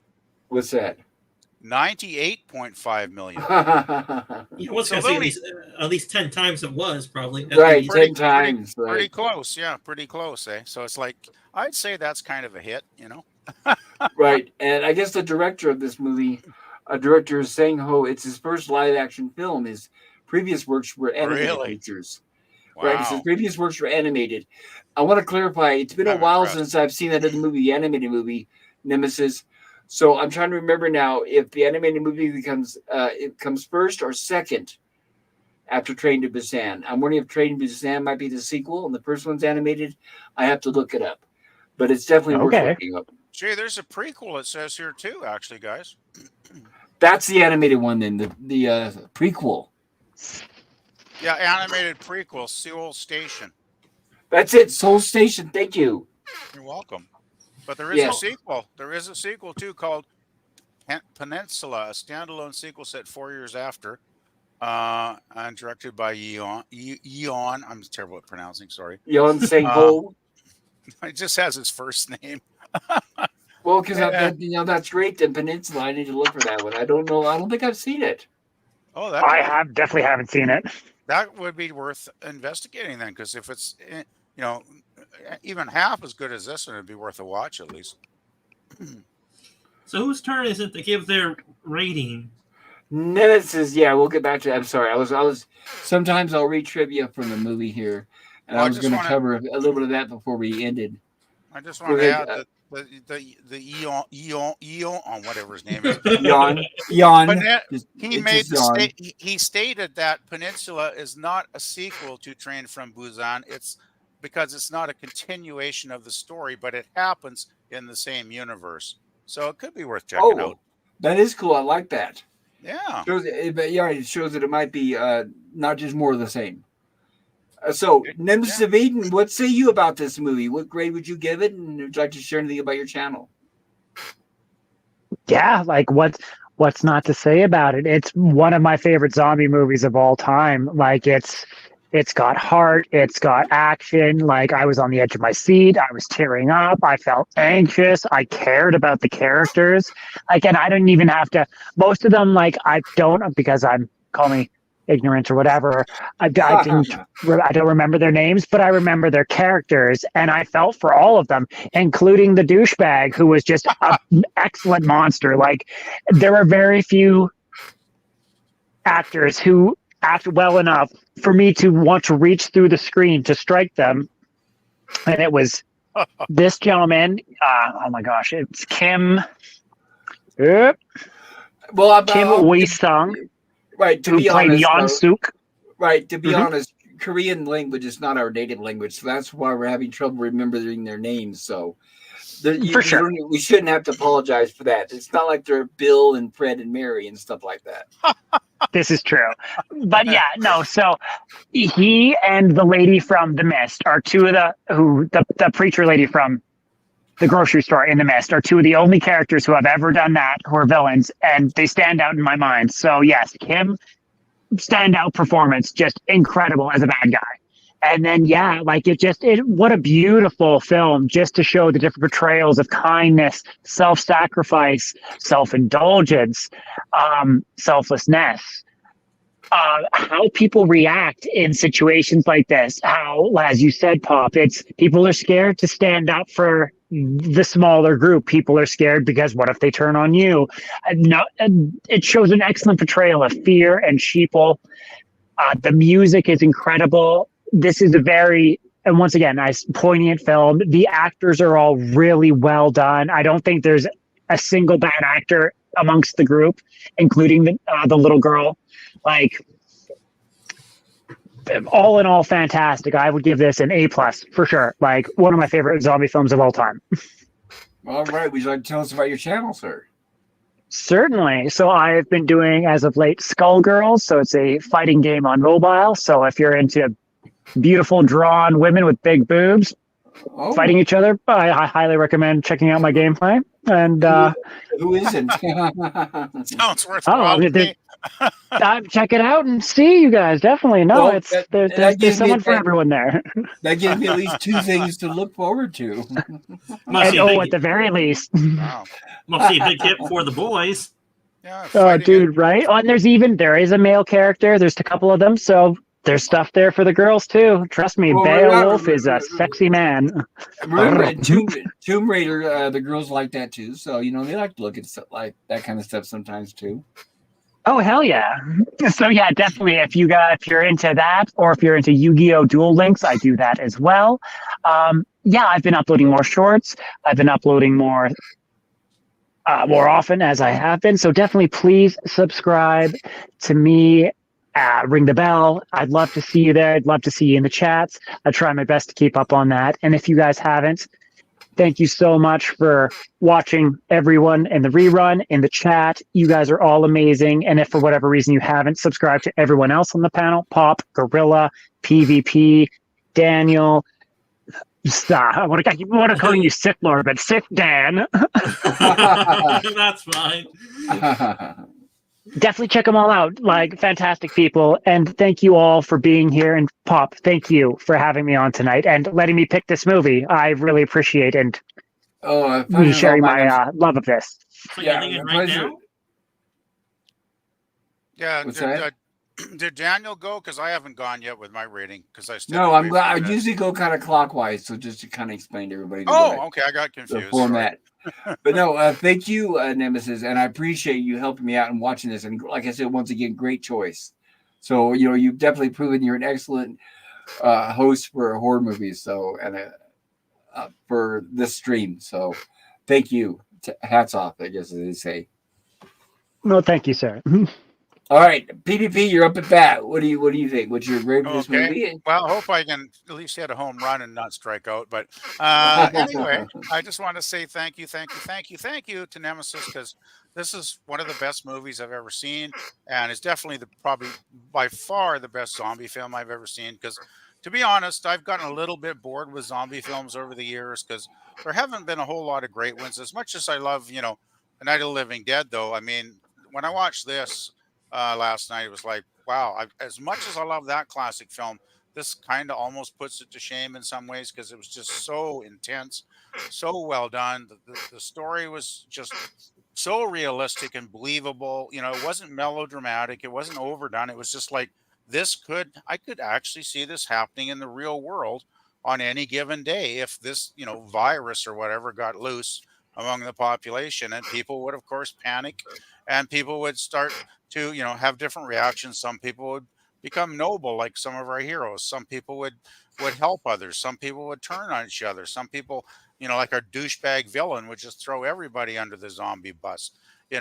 So I thought the characters were fantastic. The story they kept it simple enough where it just worked. I mean, and one thing, the pacing, I want to mention the pacing because I don't know if anybody else has.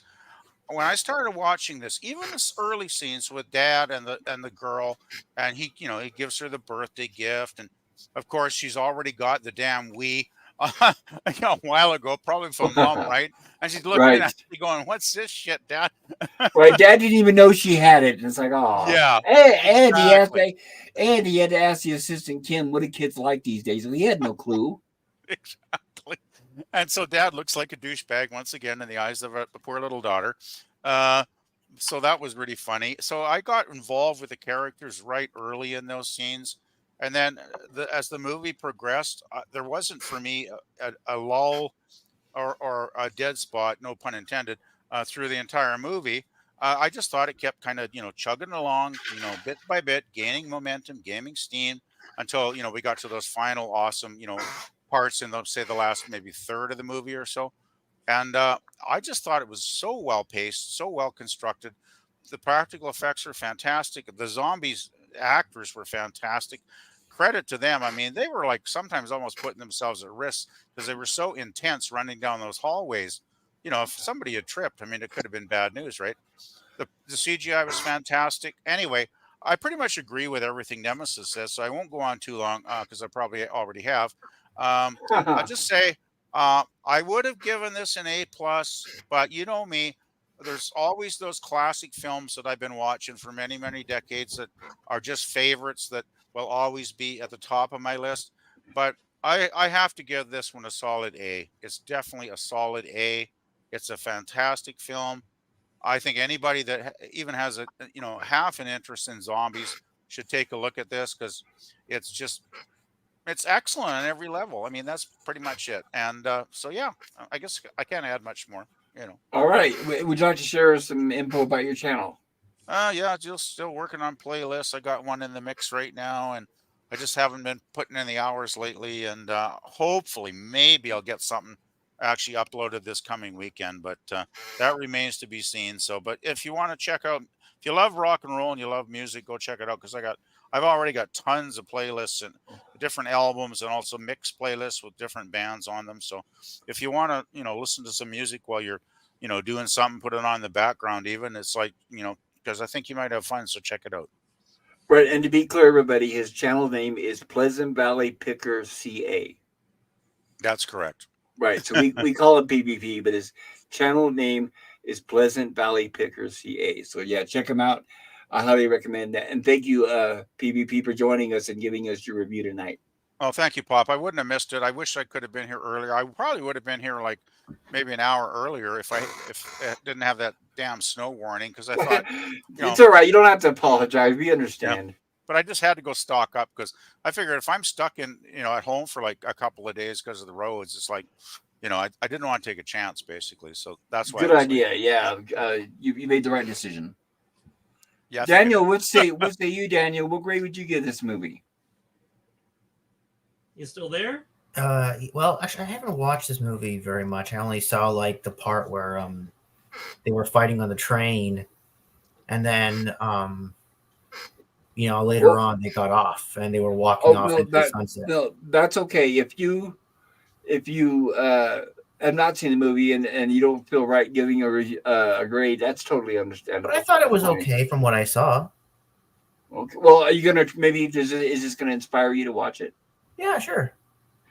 Yeah, I do recommend it. And there's like I said before, on my YouTube channel in the community tab, you'll find a link where you can watch it.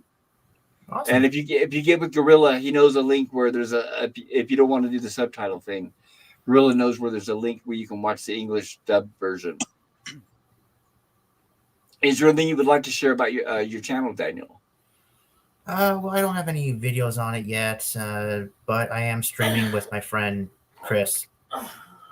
That's Steampunk Star Raisin. Okay, well, I appreciate that.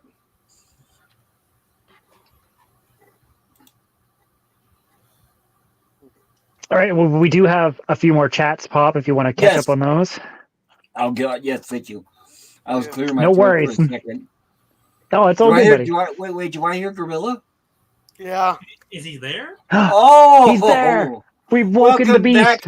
Welcome back, Gorilla. How are you doing? Are you hanging in there with us? Barely. Well, Gorilla sounds like he's rising from the grave.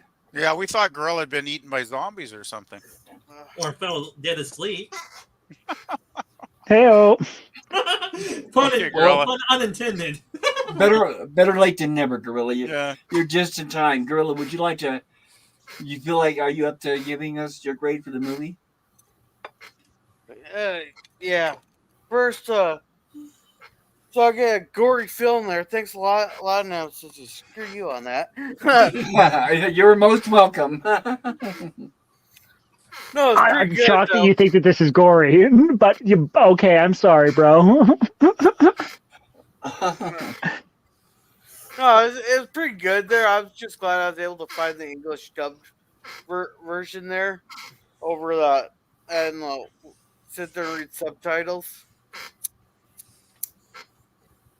But I gotta wish that either they all died or died there, but I'm just glad the asshole didn't die at the end. I'm gonna give. So were you disappointed that the pregnant lady and the little girl lived? Well, a lot of this stuff was like predictable, but like enjoyable, predictable. Cool. So what grade would you give it? A B+. All right. Well, I can't ask for better than that. And everybody, just for a little background, everybody. Before I started these horror sci-fi streams, Gorilla wasn't really into watching horror movies, and he especially wasn't a big fan of anything gory or blood splattering. He was always talking specifically like things in a lot of blood and blood splattering. So I give him credit because he's been watching each movie with us, and he's been holding out, and I give him much credit for that. And I appreciate Gorilla and also helping me with the chat tonight. Gorilla, before we move on, I tried to remember everything you're doing on your channel to promote your channel, and I was telling them about it, but you can remember better than I can. That long because I remember the clock being like 44 or something like that, so it couldn't have been out that long. But, you've been out for like an hour. No, I haven't. I know I haven't. Oh. Well, at least you weren't snoring, Gorilla, so we thank you for that. Yeah. And I didn't change your name to Snoring Gorilla or anything like that. I'm disappointed there, Pop. I'm disappointed. I apologize sincerely, sir. Because I know we do that to Pickles all the time. I know. I was right, and you guys heard I was on his stream the other night where he fell asleep. I guess I could have done that then, huh? And I was with you on that stream, wasn't I? Yep, that's the stream where I met you. So that was No, a fun stream. You get to change Pickles' name. Oh, well, that's true. Only the host and co-host can change the name. True. But I could have made fun of him, and I didn't. But he was happy. He was actually happy. He got a lot of views and likes for that stream. So, yeah, that turned out rather well. Yeah. No. I must have been out for like 10 minutes or something like that. There. Well, Gorilla, would you like to tell us about your channel, Gorilla? All right. Well, on Wednesdays there we're doing Justified watch party. Thursday we're having a special cringe doc. It's mystery movie night there. PvP said he'll be there. I'll certainly. Yeah, I can't think of any reason why I shouldn't be. So yes, I say it's a 99% chance, Gorilla. Yeah. Friday we are reviewing the Waltons episode, The Fulfillment. Saturday we're reviewing Return to the Lost World. Then on Sundays we are watching Mad Max 3. And plus he has... Do you know what time? Thursday, Friday, and Sunday are 7 o'clock Central Standard Time. Thursday will be 8:30 Central Standard Time. And then Saturday will be 6 o'clock Central Standard Time. All the stuff made up here pretty soon. And to be clear, the name of Gorilla's channel is Gorilla's Random Thoughts. So I also highly recommend to check out his channel as well. Another thing he didn't mention, but he has a lot of shorts on there and a lot of funny stuff. So yeah, you want to go in and see what he has. Thank you, Gorilla, for helping me out tonight. I appreciate it. I know it's late there. Yeah. And let me get caught up on the chat really quick here. Do the Evolution says, oh, no, I think I passed that up already. Let me see. It's my comment when I said don't forget the whipped cream with his pie. I want to check that out too. Train to Busan 2, right? Or Peninsula, right? Is what Do the Evolution says. I really like Return of the Living Dead with the Tarman zombie. Yes, so do I actually. Return of the Living Dead is what I've been wanting to show on this stream. Once a month, we have a voting. I'll put 4 movies up, and I'll let people, subs like all you guys, vote. And I put that up a few times. It hasn't won quite yet, but it will eventually. I love Return of the Living Dead. Is that an 80s film? Because I think I watched that years ago. Was that the one with like some punk rock person with a mohawk in it? Yeah, okay, that's the film. Okay, I know it. Okay. And Do the Evolution says fresh brains. Yeah, that's one where they focus on brains. Uh-oh. More brains. Send more paramedics, says the old man. Do the Evolution. I've seen that game before. It's cool. And thanks for being here, man. Glad to have you as a podcast guest, says Do the Evolution. And he also says Return of the Living Dead is a comedy horror unlike Night of the Living Dead. Yes, but it's still done well. And it's got a great cast. You got a defender right here. he is. Right. Do the Evolution says pay respect. And you better watch your mouth if you like this job. Right. That's more quotes from that movie. Agree with PvP about the pacing, says Nemesis of Eden. Yes, so do I. Oh, thank you, Nemesis. You're welcome. And there's a link there for Gorilla's Random Thoughts channel. Everybody, please check that out. And there's a link for PvP or Pleasant Valley Pictures channel. Thank you, Nemesis. I'm trying to get out of people's, but my phone's being super slow. And you're welcome, gentlemen. You're welcome. And okay, my review is I'm going to give it an A+. It's refreshing to watch a good movie like this, and I've said it before on my stream, and I'll say it again. But we'll never get a movie like this from Hollywood with American sensibilities. This 4 movies are much more unpredictable. The cast was amazing. Everything from the little girl on up to the old man that was the bad guy, the douchebag or whatever. Everybody was great. Even the 2 old ladies that played the sister. The script is top notch. Right, the script, no fat. The script is like top notch. No subplots. The plot, we got right into the main plot at the very beginning of the movie, and it just like steamrolled, just like the 189-mile train, 189-mile-per-hour train. It just kept moving along at a breakneck speed, which I really liked. So this is one of those, like, if you were seeing this in the theater, I'd be afraid to go to the bathroom because I'd be afraid to see what scenes I'm going to miss. So that's always good when it can really keep you hooked like that. The gore was perfect. I like gore and special effects with gore, practical effects. So I could say, well, yeah, I would have liked to have seen more gore, but that's not the kind of zombies these are, obviously. They bite, chew, and attack until the person's dead. Then they move on to the next person. They don't stop to like eat the arms, the legs, and everything like some of the other zombies. So I don't hate the movie because of that. I just realized it's a different kind of zombie. And music, like Nemesis said, great music, great soundtrack. And now that we've covered this, and I know that there's a movie Peninsula out there, I'm going to check it out immediately. I can't wait. I'll be doing that in the next few days. But yeah, that's my review. I can't see anything higher. It's like A+ across the board as far as script, camera work, special effect, acting. It's all of it's perfect. I wouldn't change anything about this movie. I wouldn't cut any part of it out. It's perfect the way it is. And that's another thing. 2-hour movie, and you don't stop to look at your watch and say, oh, when is this going to be over? It's not one of those movies. It moves along fast, which is great. And it's not a waste of time. And I don't know, once again, just a big, big, big fan. And I can't recommend enough to everybody, if you haven't done so, give movies with subtitles a chance. You're going to discover a lot of wonderful masterpieces like this if you do. It might take a little bit of getting used to it first, but once you do, you'll be glad you did. And as far as my channel is concerned, we will be back tomorrow night with season 3 of Gilligan's Island. I promise, Gorilla. We're going to be having our first 2 episodes of Gilligan's Island season 3 tomorrow.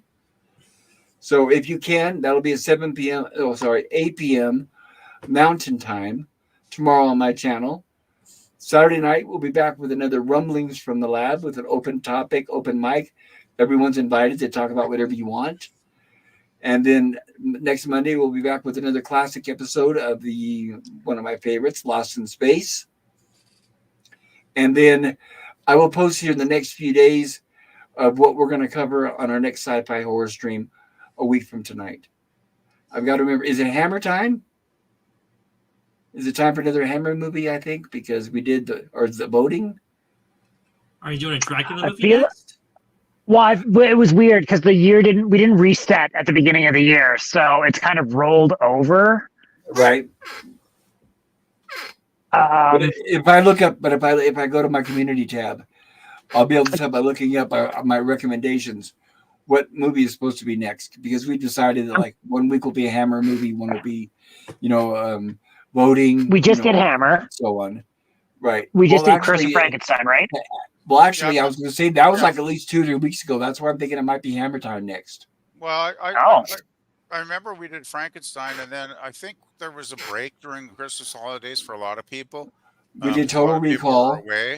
We did. So I'm not sure actually on what. Right. That's why. Right. I'll look it up when I look at, like I said, when I look at the chronology in my community tab. I'll be able to figure it out, and I will post.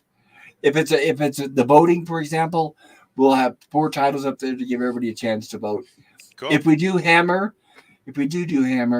it's going to be the next Dracula movie in line. I can't remember the name right now, but recently we did Dracula, then we did Curse of Frankenstein.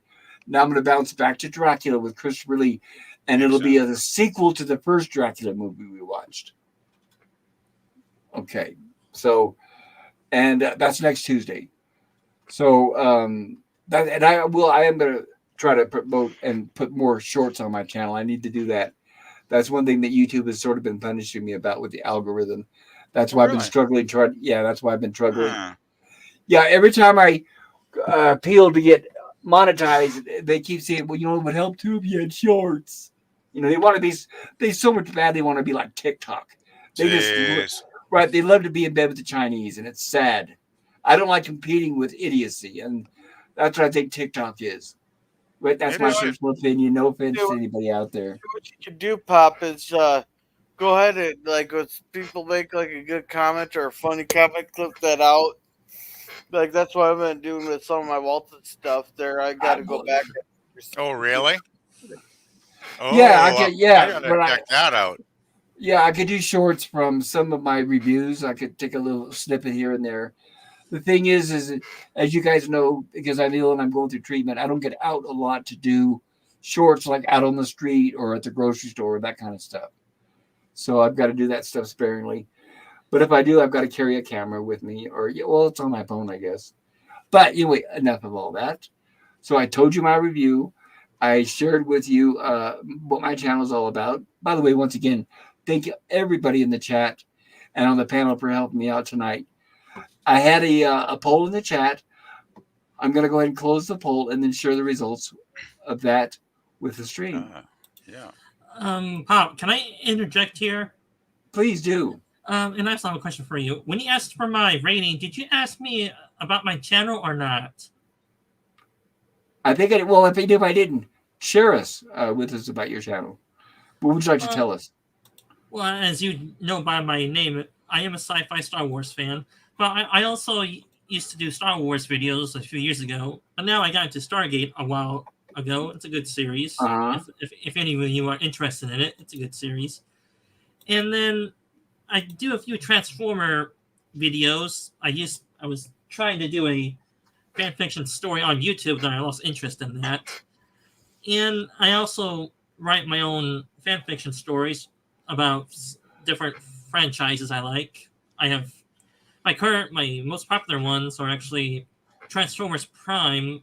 You probably don't know what the TV show is, but by the time the Transformers TV show.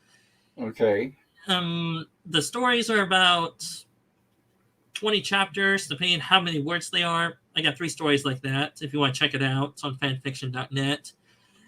And if you guys want to talk about other subjects on my channel, I'm a sci-fi fan. Star Wars, Star Trek, or Battlestar Galactica, or Transformers subjects. I will try go in depth with the stuff I know, but if you want to talk about the main topics I like, I've gone down the rabbit hole of Star Wars lore pretty well. Star Trek, I'm somewhat down the rabbit hole. Transformers lore, depending on what era you're talking about, I'm pretty down that rabbit hole. But if you want to talk about those subjects on my channel or any channels like that, I'm willing to talk to you guys about that. And my channel is usually about that. Very cool. Have you, since if you're willing to learn more about Star Trek, have you been on Anti-Derivative Jill's channel yet? That's a good place to learn a lot about Trek if you don't. I mean, she knows way more than I do, and a lot of people, and she gets people on there that know Trek really well. So if you want to learn more, that's a good suggestion. Anti-Derivative Jill. Did she let a salty Trekker on there too? No. Right? Yeah, honestly, I don't know if those two even know each other. So I mean, letting him on there, that question, I don't know. I don't know. I was just joking when I said no, but I don't know if she even knows who he is. That's a completely different thing. It would be an interesting dynamic. 2 hardcore Star Trek nerds going at it. Which one would come out on top? Oh, she's more knowledgeable than he is, and she's not a flaming liberal like he is. Well, she lets Bird on, so. Bird is knowledgeable. Yeah, Bird of Prey 5, that's another channel. Very knowledgeable. The thing is, Jill's not about controversy or debates. She just wants to present her thoughts and cover the topics about a particular episode every week of Star Trek. She's still on season 3 of TOS at this point. And, yeah, but she also does her Friday streams where she'll cover the movies or that'll be random other things. Well, when she does her shore leaves, that's when it'll be open topic, and there might be a better chance to get more people on there, right? With various opinions. That's when it's usually wide open, on the shore leaves. Right, but I will say another difference between her and Salty Trekker, she doesn't attack her subs like he does and talk bad about them. Especially when I try to sub-promote myself on one of his streams. No, he's. I'll try not to say too many bad things, but he's not a friendly guy at all. And he likes to attack people and not give them a chance to defend themselves. Yeah. He used to be, but not anymore. Well, everybody gets to the point where no matter, like I was on his stream I was a sub for a year or more. But then everybody gets to the point where he will finally attack you. Next, it'll be one day it'll be one person, and then one day it'll be you. And then you realize what kind of person he really is, and then you don't go back.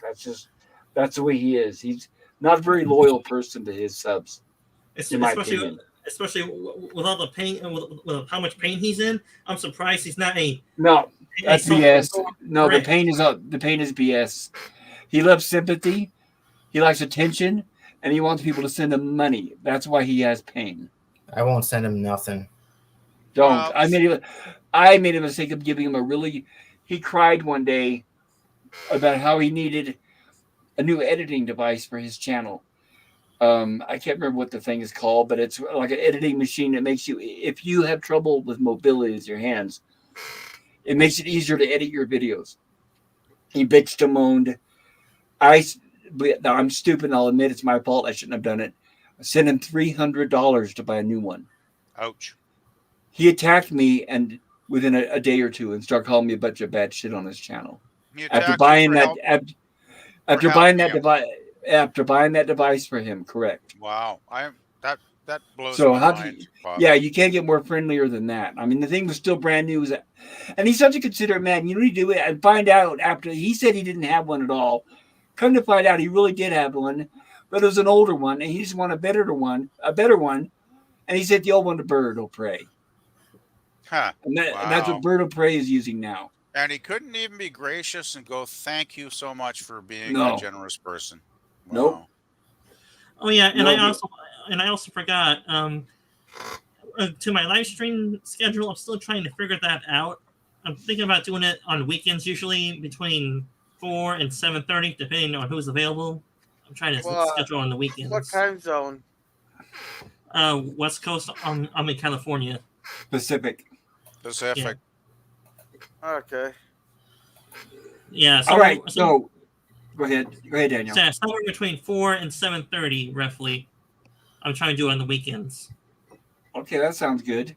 Everybody, set your alerts for Daniel. Daniel, is it still Daniel's Hot Topics, the actual name of your channel? Yeah. You think of it? Oh, are you talking to me or the other guy that's on the panel right now? No, Daniel. That's why I asked. Is your channel still Daniel's Hot Topics?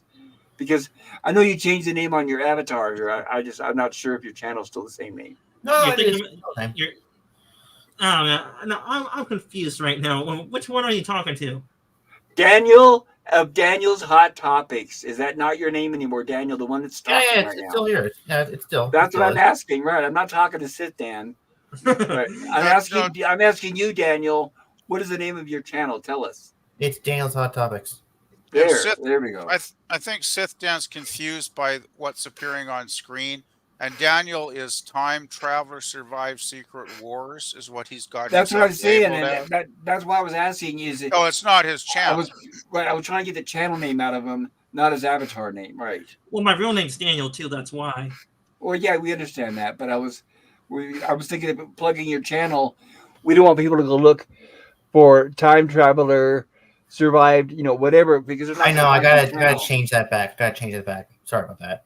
No, it's okay, but I just want to make clear to everybody. The name of his channel is Daniel's Hot Topics. Okay, so now what I'm going to do is we're going to show the poll, and it looks like excellent. We got 17 votes tonight. What grade would you give Train to Busan? It looks like we got a 47% with an A+ to A-, 17% with B+ to B-. Well, that's odd. This is an interesting one. 17% C+ to C-, and 17% with D+ to F-. So we got, looks like about a little under half gave it an A+ to A-, and the rest of them were split evenly at 17%. I gotta say, I'm very shocked to see people giving this a D to F range. Like, that blew my mind when I looked at it. It's like, really? Wow. Well, I can't speak for everyone, but I'm guessing maybe some people have not seen the movie. I think this was tonight's stream was their introduction. So maybe they were criticizing our our stream, right? Our stream, our opinions, which is fine. That's what I invite them. All right, I don't care. But yeah, seriously, I don't know after watching this movie how anybody could give this like a D or an F or whatever. It's just like, wow. Right. And I'll say, like I said earlier, If you have not seen the movie and all you've seen is this stream, please go and check out the movie. You will be happy and glad you did. It's a magnificent, amazing movie. I just want to Yeah, mention, it's incredible. Please watch it. I even enjoyed the gore, and I just wanted to mention before Pop decides to end the stream here. I really appreciate and I'm very happy to thank Pop for getting me into gore, because I was never a big gore fan like Gorilla. It used to make me cringe, and now I've really kind of gotten into it over like the last, I don't know, 6 months, 8 months, whatever it's been. And I'm like, yeah, look at that blood. Wow, that's great. Hey, Right. don't worry, I'll have you cringing on Thursday. Oh, you've got a gory one then. Oh, No, okay. not gory. Not gory. It's not gory. But Well, I will try to be there to check out whatever it is you're going to surprise us with, Gorilla. Just don't show But- any more episodes of Velma, please. If Right, I can- but oh, come on, I'm not that big of an asshole. but I think PvP. What's happening is you're realizing that, like I said from the very beginning, is gore is an art form in itself. It's not real. You're not seeing real blood, real skin and makeup and bones in the flesh. But it's the way they portray it. It's a practical effect done right. It's amazing, and it's a really big significant part of good horror. There's a lot of movies out there that are quote gory, but they're bad movies, and they're just what's the you watch it and it's like, what's the point? Well, But a lot of those you see us recommend, you'll see that there's a reason for it, and it's done with class.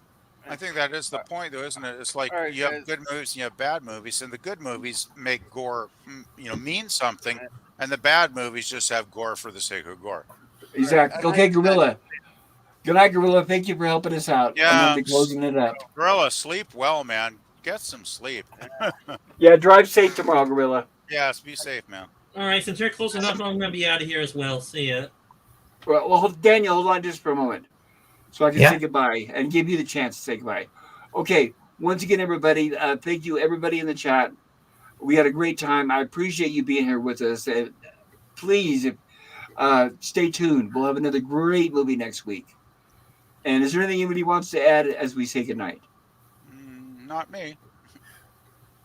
Just have a Okay. good night. No, I'm good. Right. Yeah, I was Thanks for going to everything, say everyone. something before, but the time has passed. Okay. Maybe next time. Okay. Take care, everybody. Stay warm wherever you're at. It's freezing in a lot of places. And But also, if you're out, But thanks for having me on, buddy. I really enjoy these hangouts that we all hang out, and it's really fun. Thanks. well, so do I, and it is my pleasure, Daniel. We love having you on here. Yeah, I just want to echo what Daniel's saying. It's like I just love hanging out with all you cool guys, because I mean we Pop, this must be one of the best panels on YouTube. It's like everybody here is intelligent, thoughtful, has good opinions and things to offer, and I always learn something from the other people here. So yeah, it's just a great panel, and I gotta say I love the chat too. So Yes, and another thing about I have to brag about my channel, my panels and my streams is everybody's respectful and friendly towards one another. That's hard Yes. to get on YouTube. it does help. That's one reason I keep coming back every Tuesday. Right, because I actually love my panel guests and my chats. I don't like I said, I love you guys. I'm not going to disrespect like Salty and some others out there. Yeah, like that's one of the things I was gonna say. Like I am sick and tired of that guy, and I'm sick. I talked to you a few days ago. His moderator, Professor Brainy Specs, that guy is the worst. Oh yeah, he's one of the biggest trolls out there. This guy, guy, when he's on tried Bird of to Prey, chase- when he's on Bird of Prey's channel, all he does is attack people. Him and John DeMarco.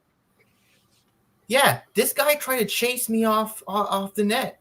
He tried to chase me off. Really? Oh yeah. Wow. That's He horrible, was Daniel. attacking me. He was attacking me in the DMs, trying to chase me away. Jesus, that's Yeah, horrible. totally despicable. Totally And- I have no idea who you guys are talking about. well, any of yeah, them. you're better off Nemesis. Believe me, Yeah. they're not worth it. I'm not familiar Okay. with those people either, Nemesis, but I'll take their word for it, because there's a couple of people I'm not too fond of on the community either, but I won't mention any names. On Oh, it. But we I all- think we're all in that same boat, and I'm sorry to hear that happened to you, Daniel. That's really shitty, dude. And Right, Salty Daniel's refused. Sorry. What? No, go ahead, Daniel. Salty refused to do anything to help me. I told him, look, Professor is abusing me like he's abusing other people.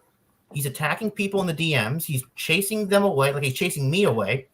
Can you tell him to back off? And he wouldn't do nothing. He's like, no, I won't do that. No, what do you want me to do? I'm not doing nothing. Yep. The same thing. He gave me the same bullshit answer John DeMarco did. Uh-huh. He did the same bullshit answer Potato Revan gave me. Yep. Same Uh-huh. bullshit. Oh, yeah. I've heard of him. Yeah. They won't do nothing. They wouldn't do nothing to help me. So screw those people. Yeah. I'm not going to argue that. Well, that's the one beautiful thing that comes out after a while, guys. If people act like, shit and act like jerks and assholes long enough, it will catch up with them eventually, because we'll be talking about it and sharing, what our experiences are. And eventually they're going to start to suffer one day.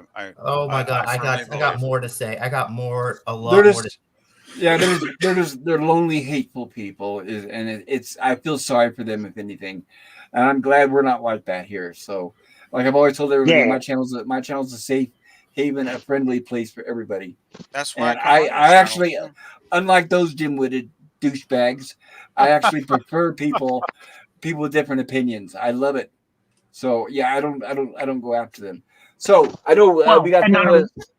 Go ahead. No. Nothing important. No, I was just going to say, okay, and I'm going to wrap it up because I know I said I was going to, and some people I know are wanting to leave. So, but yeah, thank you guys. Thank you. Yes. Do you get Free the Net on here as well, or does he not visit very often on the panel? LDG? Yeah, do you get him on the panel, or is he usually in the chat? Oh, he's in the chat a lot of times. Sometimes he'll pop on the panel. Usually with the timing of my streams, he's on either other streams or he's busy in what he calls his backstage, whatever. But he will pop up every now and then. But he's a good friend. I've known him for a while. And he's in the chat on, I would say, most of my streams. All right. Just curious if he's ever been on your panel before. Yes, he has. He's occasionally Here he is right showing now. up. Yeah, he's occasionally showing up. LVG, go ahead. Well, he's in the chat right now. Yes, but LDG he's the type of guy. Okay, first of all, he's a computer absolute wizard, a genius.